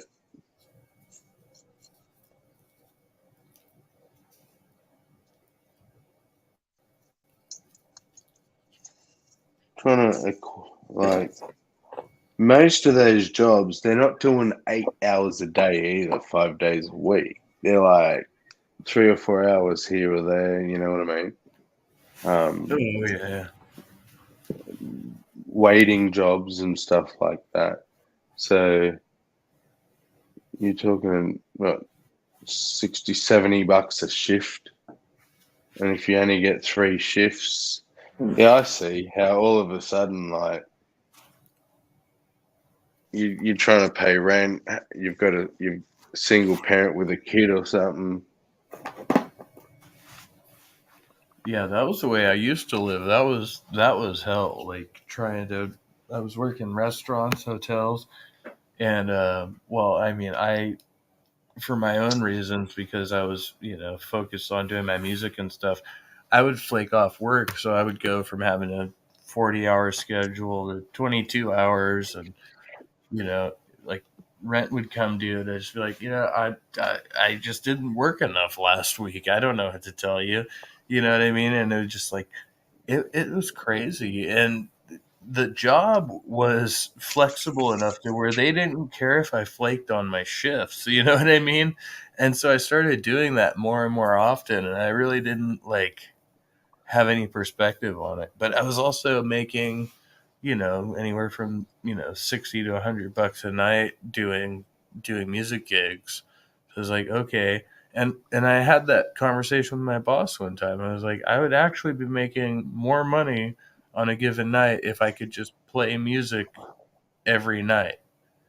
It's just that the clubs only host on Fridays and Saturdays. So, and those are the Mm, big nights for banquets.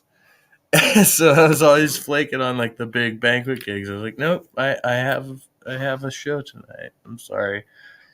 Goodbye. And yeah. they tolerated me for so long. And then they tried to wrongfully terminate me. And I ended up getting unemployment from them for like 3 years because he tried to fire me when I was on maternity leave or paternity leave, same difference. Uh, and I thought that was just hilarious. So, and then I got rehired after all of that. I got rehired in a different department at the same hotel. Yeah, covering their asses. No, the guy, the chef, Chef Troy, he's deceased now. Rest in peace. But no, he genuinely liked me, and he called me one day out of the blue. He's like, "Do you want a job?" Yeah, looking for a dishwasher. And I was like, all right, cool. I'm down for that. Yeah, I worked there till I finally legitimately got myself fired. But yeah, And what do they pay washing dishes in oh no, I was this? making. I think I was making 15 an hour over there at the time because I had come from banquet Oh, that's departments. all So they had right. to give me the same wage. It was like 15, Okay.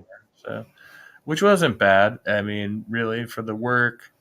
I was an asshole. I would spray people with the dish hose if they pissed me off and stuff. I sprayed a couple servers with my, and it's like 90-degree water. It'll scald you. It's pretty hot.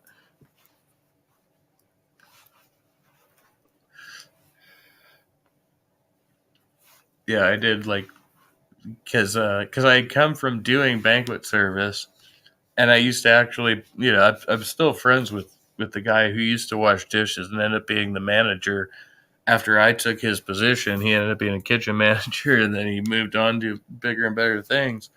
But he kind of taught me the etiquette of, how to make a manageable stack.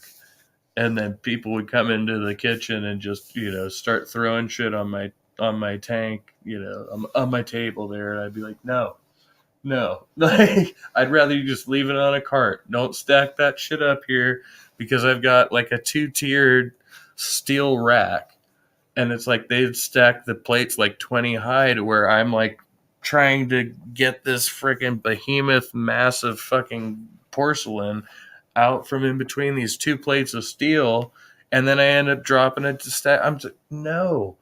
And they're not doing it. They're not even clearing the dishes.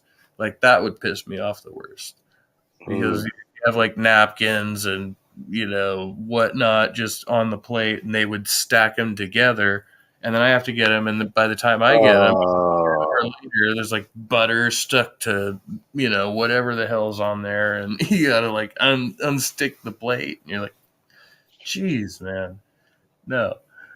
So yeah, that's bad I waiting. became a Nazi. I was a dish Nazi for a minute. So you should be.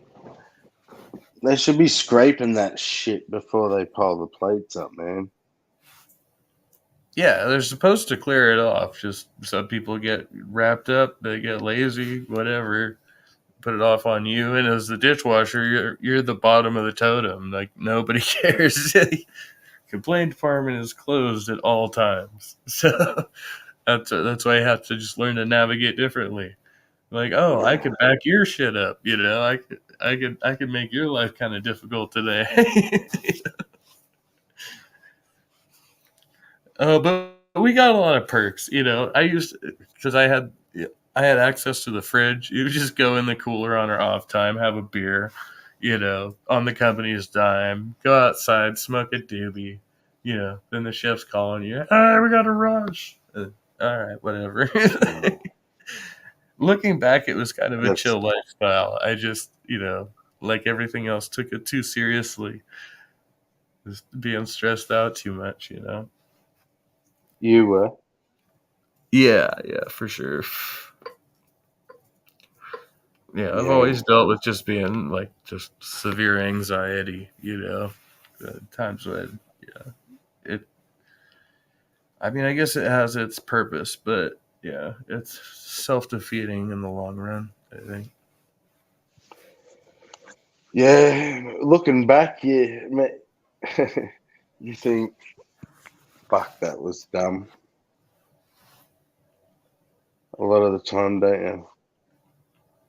Yeah. And I know that it was anxiety and stuff that did it, but it's like, what, like,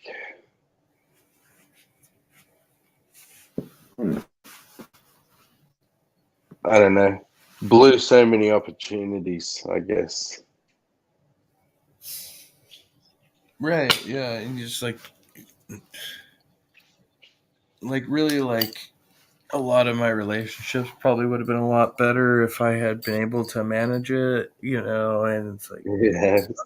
I get that, but I also have to realize, like, I'm not to blame for that. Like, I look at my relationships now and I'm like, okay, there's people in my family, and I could point specifically to where those relationships are, where it's like, oh, I'm like kind of mimicking that person. You know what I mean? Like, and as soon as I distance myself from them and I start to behave differently, I just have to realize, oh, this isn't normal. This person in my family is kind of, so. Yeah, no, I totally get what you mean.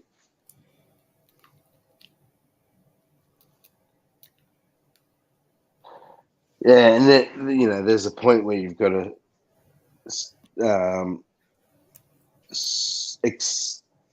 I suppose, stop seeing reasons why and start taking responsibility moving forwards, sort of thing. Yeah. Like, my parents might have fucked me up, but at some point I have to realize that I'm making the decisions now, so I'm to blame. sort of Yeah, thing moving forwards. Not for anything that happened, but even more so when you realize the cause, that it's like it becomes less and less, excusable, I guess. It's like, okay, now I'm just like making excuses for my behavior when I already know like why I'm doing the thing and why I have to change that behavior. And then it's like, okay, now just, yeah, I mean, it's tough. And like, so I've distanced from certain people in my life, like my parents, um, and stuff like that. But I don't want to like kill the relationship. You know what I mean? So I'm still involved there, and I'm trying to like learn to navigate it differently.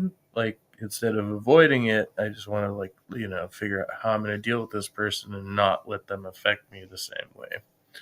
And I'm still trying to do that, as much as I can. It's like, but I catch yeah, myself getting into the same behaviors over and over again too. So it's like, man,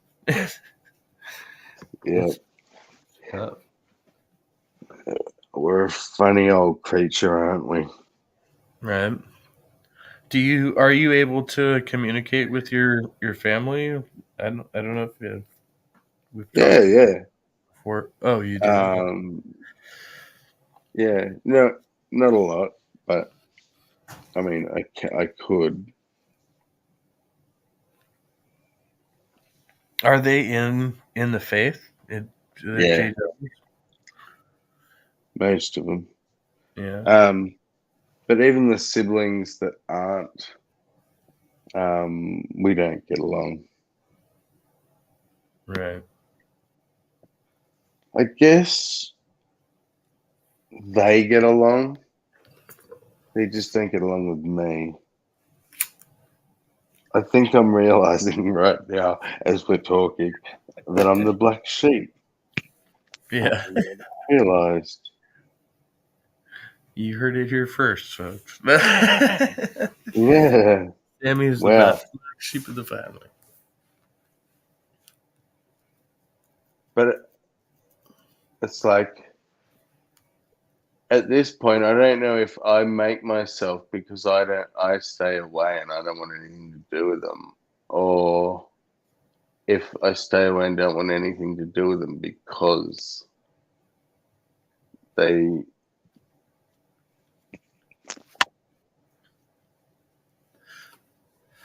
was I the black sheep, or did I just feel like I think there's like a little bit of middle kid syndrome going on. And Oh yeah, let yeah. me explain what I mean by that. Not as in, I don't know why they call it that, because it's not the kid that has the syndrome, it's the parents. I went to school with this one kid, his parents, he would say to us, like, my parents let my older brother do this and this, and they even let my younger brother do this, but they won't let me do anything. And we just thought he was just whinging. You go to his house, and he had to share a room with his younger brother, and his younger brother could have posters next to his bed. It was two bunk beds. He was on the top. Chicks in like bikinis, big boobs and stuff. And Rowan was asking if I've doxed him, but doesn't matter. He's not on YouTube. Asked his parents, could he put posters of a rock band up? And they were like, no posters. Hmm. And but like angrily and like, why would you even ask, sort of thing. And I was like, wow, okay, this is like psychotic level middle kid syndrome. They just didn't, like, I don't know. the oldest one was the oldest one, so he had all the you know expectation and responsibility, and so it was all about him. And the youngest one was the baby, so he just got whatever he wanted. And this poor kid in the middle, like, it wasn't just that he got forgotten. It was like they actively picked on him. I don't understand. Wow. Because he wasn't a bad kid, like, did what he was told. He he actually just like put up with it. He just ended up getting shit on all the time. Yeah. So that's when I realized that the middle kid syndrome that I'd heard about was actually, it's a thing.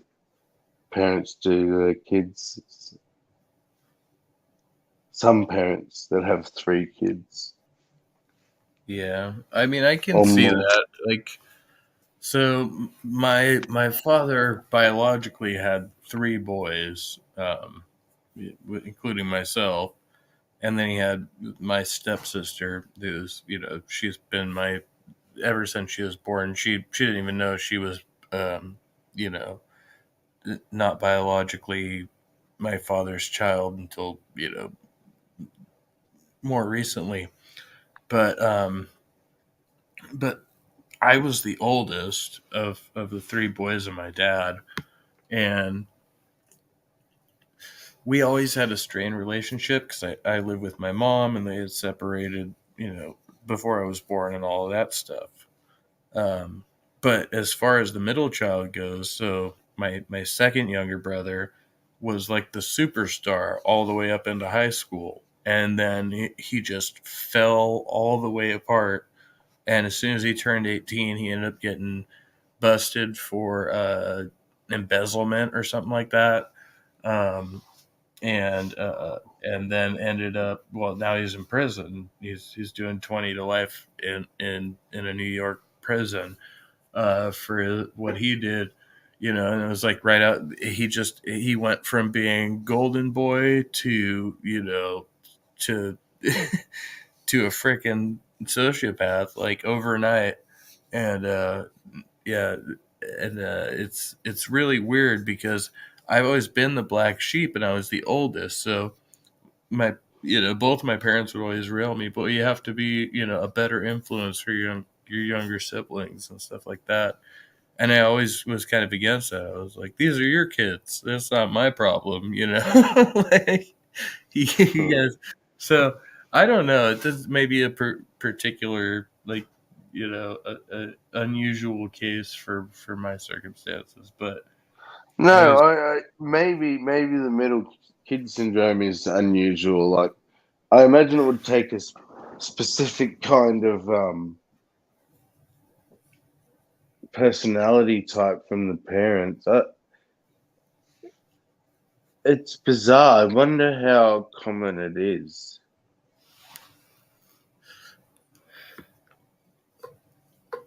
yeah. Do you think it's more of just like an issue of neglect? Like they're like, well, you got the older one, you got the younger one, the middle one just kind of gets pushed aside.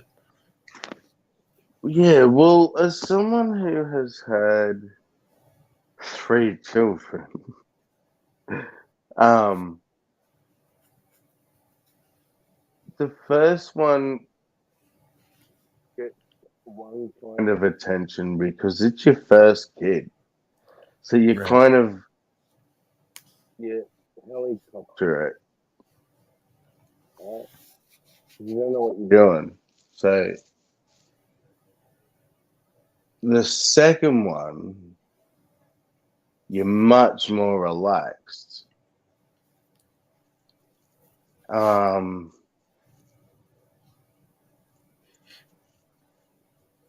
and the only thing I can think of is the third one is like the last one. It's a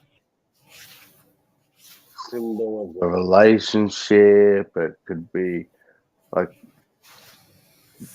none of these really apply to me, so I don't really get it. But I'm just trying to think of things that might come into play. Yeah. Well, there's a lot of variables there. Like I have, Yeah. I have my oldest is a, my oldest daughter, is a female, and so when I had her, um, that was like a big milestone for me. It was like, your first kid, and it's a baby girl, and we have to, like there's this whole kind of dynamic to it. And then I had my twin daughters, so my twins are in the middle, and and so I have a whole different relationship with my three girls, and then my youngest now is my son, and so like okay, now I have a whole other thing where I have a biological boy, who's like mine, because I've been raising boys previous to that. I was like, okay, now this is my son, and so I don't. I feel like I do. How do I word this? I treat them differently in such that like I view my role in their lives differently. You know what I mean? Like the Mm, dynamic, the way that I am supposed to interact with all of my children is a bit different. But I don't, you know what I mean? It's not like an yeah. equality issue. It's just a matter of how I'm supposed to situations. You know what I mean? Like, Well, it's exactly, and it sounds like you acknowledge that they're individual humans, so mhm. you have individual relationships with all of them. Um, and it would be kind of weird if you did treat them all the same because they're not the same person, you know. Right, right. So, um, that idea that we should treat all our kids the same, and like I said, I'll be the first to admit, and I do admit to my kids, but you know, the oldest is 18, and he knows I'm joking, but I call him my practice child because he was the first one. But it's kind of an honor, he takes it as an honor now because he knows it means he's the first and the oldest and all the rest of it. Um, but it was how I learned how to be a parent. So all the mistakes happened with him. So by the next child, you've learnt a lot of mistakes. So, and then by the third, you're getting older, so you've sort of softened a lot. So you tend to spoil them. That's why I don't understand that weird middle kid syndrome thing at all, because each successive kid I have, I get softer and softer. Some people don't do that though. Some people I know. they end up they don't learn that lesson and they harden up and well, I don't know. It seems like the young one always, you get the baby syndrome thing. The young one always ends up Yeah. getting the spoils of everything. But I think that only applies in the case that the parents do end up softening. Because if they don't, then the young kid's probably getting the shit end of the stick most of the time, right? Like Yeah. it's just Yeah. They get neglected because yeah. parents get more and more complacent. And they just let the older siblings raise them basically, Yeah. which is weird. It's kind of like what I feel is expected of me, and I've always been like I'm against that. Like anytime they're like, "You watch your younger sibling," I'm like, "Nope, you're the parent, you're the mama, not me. Mhm. It's not my Yeah. responsibility." Precisely. And that's like I don't think people understand the importance, or not importance, but the impact it can have on you depending on your position among, Right. like, if you're the first kid, it I could just about, 99% of the time say, if you're the first of many kids or first of multiple kids, that did you end up watching the kids? Did you feel responsible? Are you the responsible one? And it's always yes. See, and I feel That's bad that's about that the because my younger siblings, they always tried to have a relationship with me. And, I was a teenager by the time, you know what I mean? Like, yeah uh, my sister, she's like 6 years younger than me. And so that my brother's like 8 years younger than me. So it goes like that. And so I was completely in my own world, and they would always come to try and hang out with me, and I'd just be like, get out of here, you little runt, like what do you? And yeah I feel so bad now. I was such a terrible older brother. Like, I mean, we had our moments, but for the most part, I was just a dick to them, and yeah, so it's like no wonder they don't even try anymore. yeah. No, don't worry. I was the same with my younger siblings. I just wanted them to leave me and my friends alone. But that's what no older sibling wants a younger sibling to hang out with them. Right? Yeah. But I think that that's a failing of teaching your kids that sense of family and like I'm with my 6 year old and 2 year old. Um, I don't force him to share or this or that. I get him to want to. Do you know what I mean? Yeah. Because there's no value in just saying share with your sister and forcing it. It doesn't learn. Like I make him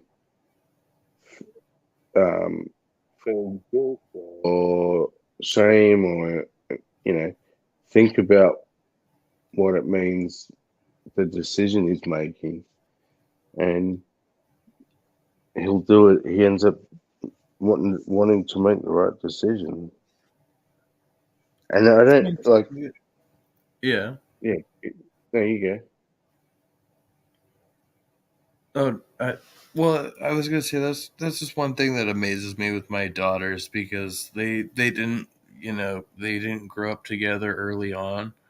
They were separated for a few years, but when they came together, it's like I've got my oldest, and then again the twins are like 2 years separated. Um, it was like they went through that whole period of kind of feeling each other out, and then the next year they were coming back to me and they were starting a band together, like, and I was like, oh yeah, Um, that's awesome. And I didn't even influence that, so I can't even, it's just genetics, I guess. But yeah, you gotta love that. but my oldest Proud, just she played the proud dad at the diplomat. moment. Yeah. The oldest, see, Right. God bless her.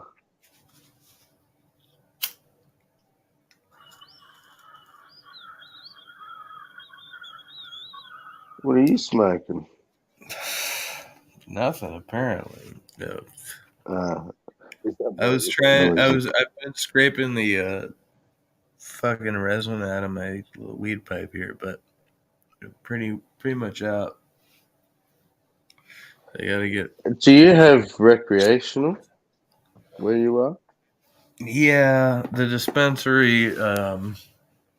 There's a dispensary over here, but they're kind of expensive. I have to go over there. I haven't been. So yeah, I just ran out tonight. I was like, Hmm. or last night. Now it's Is morning. that because they don't have any competition around? Yeah, there's only one in this city. Otherwise, I'd have to go elsewhere. Uh, I don't know why that is. I just moved here, but I'm like, it's, it's okay. It's over by the mall and stuff, but I could ride my bike there about 30 minutes. But, yeah, I had to commute down here from work, so that's what I just haven't been able to go down there. I just got paid yesterday. Yeah, I'm still getting my days mixed up. Yeah, I got paid yesterday, and or the day before, I guess now. And I was supposed to get a bunch of stuff done. I got absolutely nothing done. So, long story short, I got into a fight with my mother.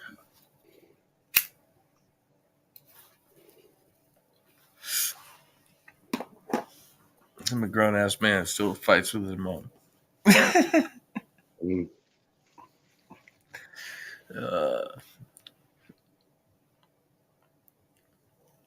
That's not so abnormal. It feels like it is. My therapist was like, "Well, can you just stay away from her?" I was like, "I could try, but yeah, here I am." I love my mom. She's an awesome Yeah. person. She's her own issues and shit. Like, And she's your mom. yeah. It's hard to separate from that. And she raised me primarily. I mean, I had other influences, but I was mostly a mama's boy, so just own it. Yeah,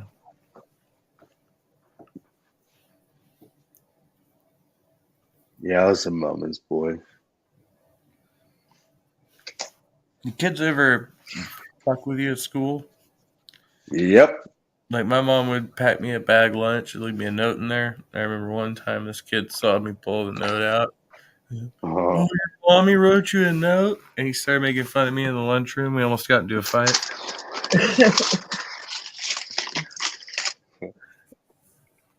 damn. Yeah, nah.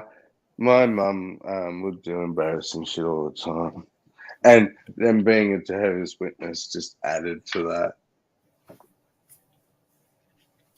One thing my mom used to do, which I give her credit for, both my parents used to do, was singing in the car and jacking up the radio. And they'd always listen to rock music. And my mom was really into like 70s and 80s rock back in the day. And but one thing I hated, there were two songs I hated: "Lucy in the Sky with Diamonds," that one, the Beatles, and then the Rolling Stones. "You Can't Always Get What You Want." And like, it seemed like every time we got into a fucking spat in the car, that song would come on. My mom would just crank up the volume and start singing it. I hated it. I would scream at her like, Stop singing! Be quiet!" You can't always get what you want. Oh, She just singing at me. He just jacked the radio up to 99. Oh man, that was great. no, my mum loves shit music. She was older. She was 60, so it was like Beatles. Oh, no, not Beatles. That would have been good. ABBA, Oh Bee yeah. Gees, and then older stuff that I'm like can't even remember now. And then Dad was country music, so I hated my parents' music. It's funny, my parents were both like really like, I remember, other than that, like my mom was really into like Guns N' Roses and shit. And so like I got to know a lot of that, and I'd be like, okay. And now she denies she ever listened to it. At the So time. was your mum What? was your mum a younger mum? Yeah. She was young when she had me. So she was 17 in 88 when I was born. So Okay. yeah. Yeah, I see. So yeah, that's cool. You like she was well, fuck, only 17 years out of sync with your music, Right. sort of thing.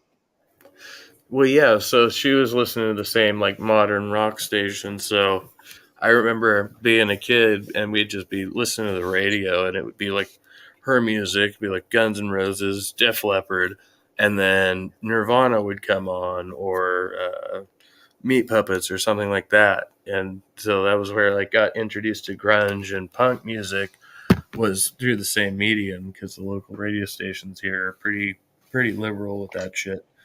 And so yeah, I remember like 1995, like getting into Nirvana, and then my friend's older brother, um, like we were listening to Nevermind one day, and I was like, "Oh yeah, well, I'd like to see him in concert." And he was like, "Well, yeah, good luck with that, because the guy just blew his brains out."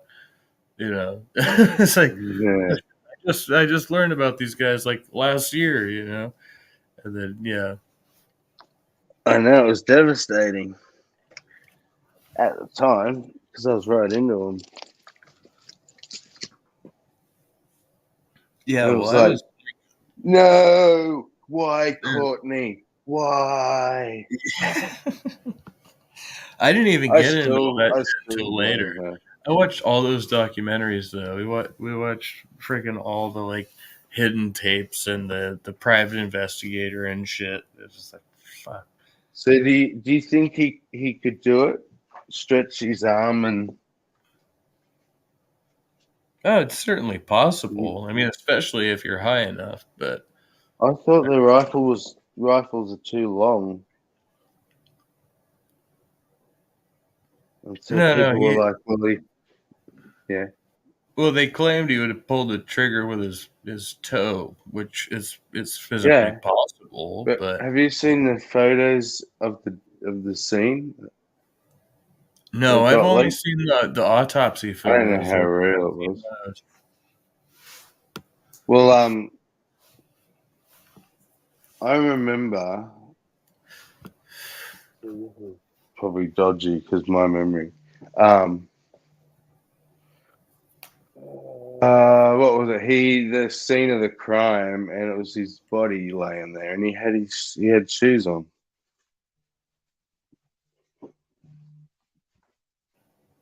No, well, in that case, it'd be yeah, definitely impossible to use your toe. Uh, yeah, fucking sketchy, man. I know, right? But then you think of like all the like, and I've read the journals too. So it's like, okay, assisted suicide, maybe. You can't really rule that one out either. You know, Uh, who the fuck Well, knows say that really? again.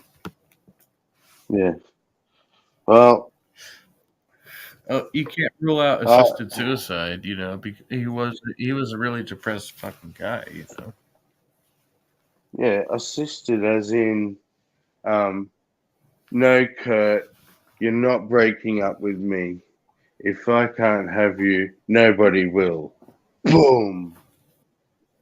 If that's what you mean by Yeah, maybe assisted that. suicide, because I'm telling you, Courtney did it because he wanted to break up with her. You think so? Yeah, in a drug-fueled frenzy. No, I'm not being serious, dude. I'd like to find out it was her, I just because mean, I think that. I've been in some shady relationships. I'm like, no, I can't, say that. Yeah, I mean, people would probably like to have plotted my death. So maybe, yeah, especially if I had money. I mean, I can't rule it out. I just, I don't want to immediately like say, oh yes, that's what I believe. You know what I mean? Just have Yeah, to, yeah, I was yeah. being silly. Um, I don't know. I don't think the claim was that he used his toe. I think that the official claim is that you can stretch your arms and do it. Yeah. Okay. So wait. Physics. So the gun here. No, that's not really working out very well, honestly. I mean, because it's like a 4 foot fucking apparatus, right? Was it? I think so. Yeah, that shotgun's got to be like 3.5 feet tall ish. Trying to measure here with my something like that. Huh. Okay. I mean, it's tough, but I See what I probably mean? Well, then let's see.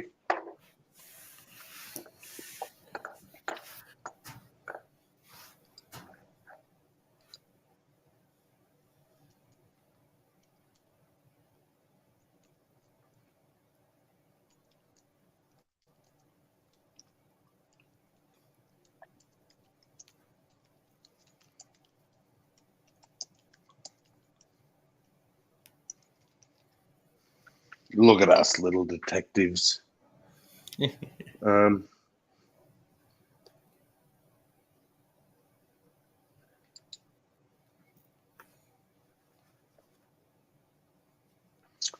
the Seattle Police Department incident report stated Cobain was found with a shotgun across his body. So,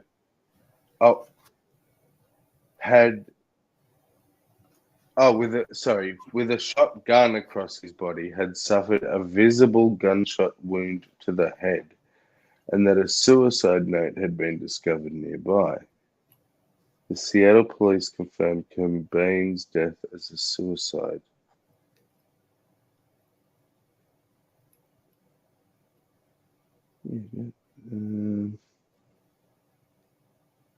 just not talking about the gun. Yeah, I So, remember that from like the documentary that they did with that private investigator, which is the whole thing that they had released. I don't remember if the other band members were involved in that or not, but yeah, basically well, what he said was like the length of the gun was such that it would have been physically impossible for him to pull the trigger, right? And they're just trying to think of all types of I can alternative. tell you the gun if it helps. But the other thing is that by the time that police arrived there, whatever happened in the interim, the body was repositioned, and that's pretty much for certain. There's no proof of it. They didn't charge anybody, but somebody moved his body. So that's suspicious in of itself, right? Yeah. Well, it says a Remington model 20 gauge shotgun. Right. Okay. Yeah, there you go. So that's what it is. It's a long barrel and a wide bore.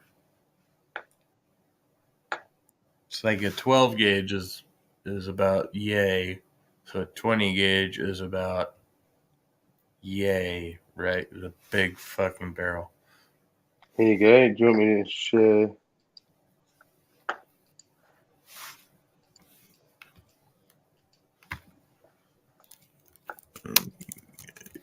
Kurt Cobain's gun.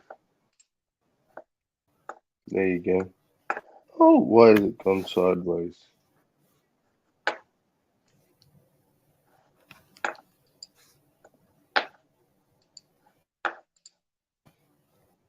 Is the 20?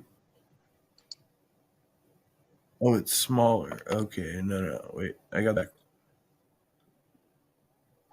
So that'd be the 10 would be like down here.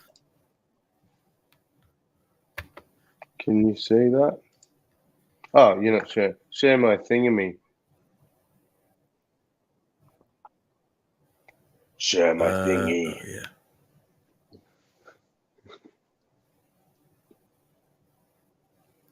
It's taking a second. Yeah, I can't see how you could do that yourself without. You'd have to be toe. Look at it. That's the actual gun.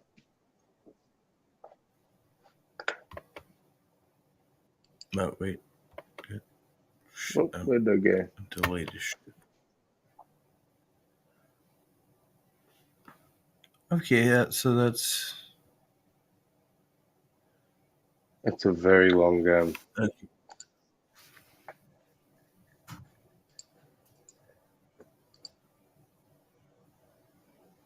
It turns them sideways for some reason. I mean, I could see it though. It's not out of the realm of possibility. Is there also wait? Is that the muzzle of the gun, or is there some kind of suppressor on the end? So right there. I don't know if you can see my cursor, but Yeah, well, let me get bigger. Whoa. it looks like there's some type of suppressor muzzle at the end of the barrel there, Yeah.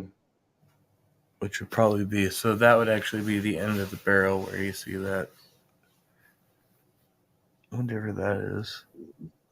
They're saying that's the exhibit. That's how it was found. They haven't screwed that on after he blew his head off. No, yeah, no. I'm just trying to think of the logistics of. I mean, it seems feasible. Like I you could. know. I don't know. Trying to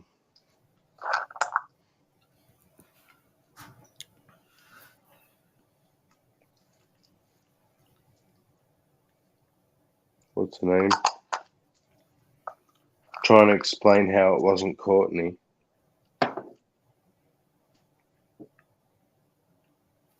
No, it couldn't have been her.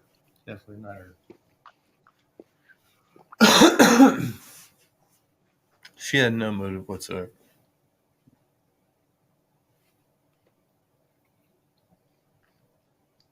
What do you mean whatsoever? No, or whatever. I mean, She could have had a motive. We don't know that. bloody revenge. Not even, did you say? Not even revenge.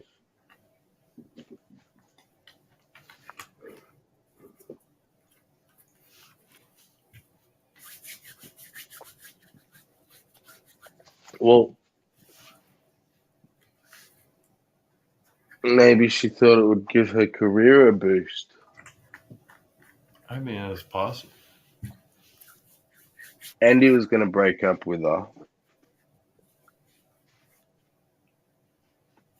See, I don't know though, because they had the baby, and he was really into Yeah, doing that thing. I don't know. It he seemed wasn't like. happy with Courtney. Oh yeah, she was a fucking lunatic. She still is.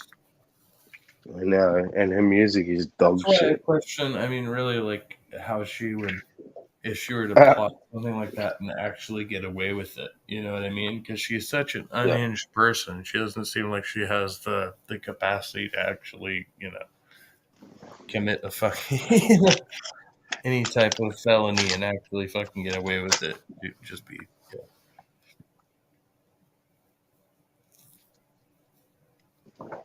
I don't know. Maybe that's just me being a little bit extra cynical. I mean, money and money is power, right?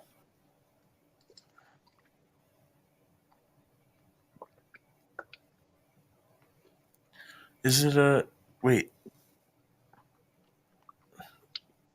No. Okay. It's not a pumper. It has a lever action. It looks like, which is also interesting.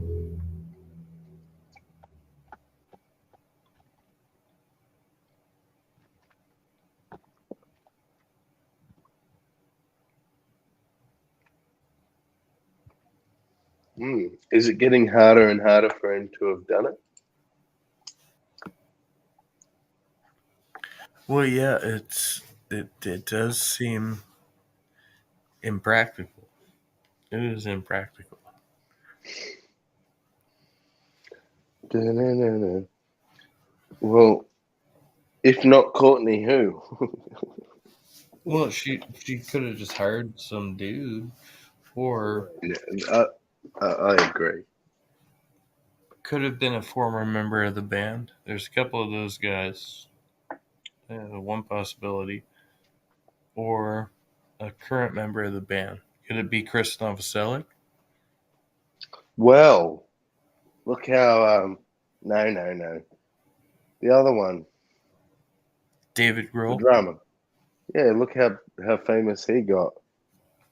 He was already kind of famous before that too, though. You Nah, think? he was the Maybe drummer. maybe he made a deal with Satan. Like he made an actual deal with Satan, killed Kurt. Like that's a blood sacrifice, and Yeah, then it gets like he gets total all the immortal. fame. Yeah. I like it. And, he'll be like the 200-year-old musician who's fucking like, He was like, I don't want to be political. the drummer forever. Yeah. I want to be the front man. Ah, and he was like, they'll all blame it on Courtney. Genius. Evil genius. Isn't it? Yeah. Well, good luck to him. He does put out some good music. Yeah, I like his stuff. I won't complain about it. Yeah. See, and that's just more proof that it was a deal with the devil. Right. Well, I really fucking probably gotta try to sleep for a couple hours because I have to catch the bus soon. Yeah, I have to eat. I should eat at least once a day. I try to eat. Fucking Tog just came in. Well, I Hey can leave guys. you two to it. Hey, Tug. I'll have to drop out, but you two can chat if you like. It's good to see you, Tog. Good to see you. Yeah, I just woke up, so I was like, oh, a live stream. Well, I've got to run across the road and get some food. So, you're gonna start a stream or something, Tug? I was, to be honest, yeah, just because I was gonna start, but then I saw this one, so I joined. So yeah, but I was gonna start a stream. If you're gonna end it, I could just start one. That's fine. Yeah. Yeah. All sounds right. good. Well, do that and Yeah. give me a chance to go and get some feed. All right. Yeah, sounds good. All right. Cool. Good to see you See guys. you guys. Yeah. Bye. All right. See you, Love Kev. you. All right. Good chat. See you, mate. Nice chat with you, Sammy.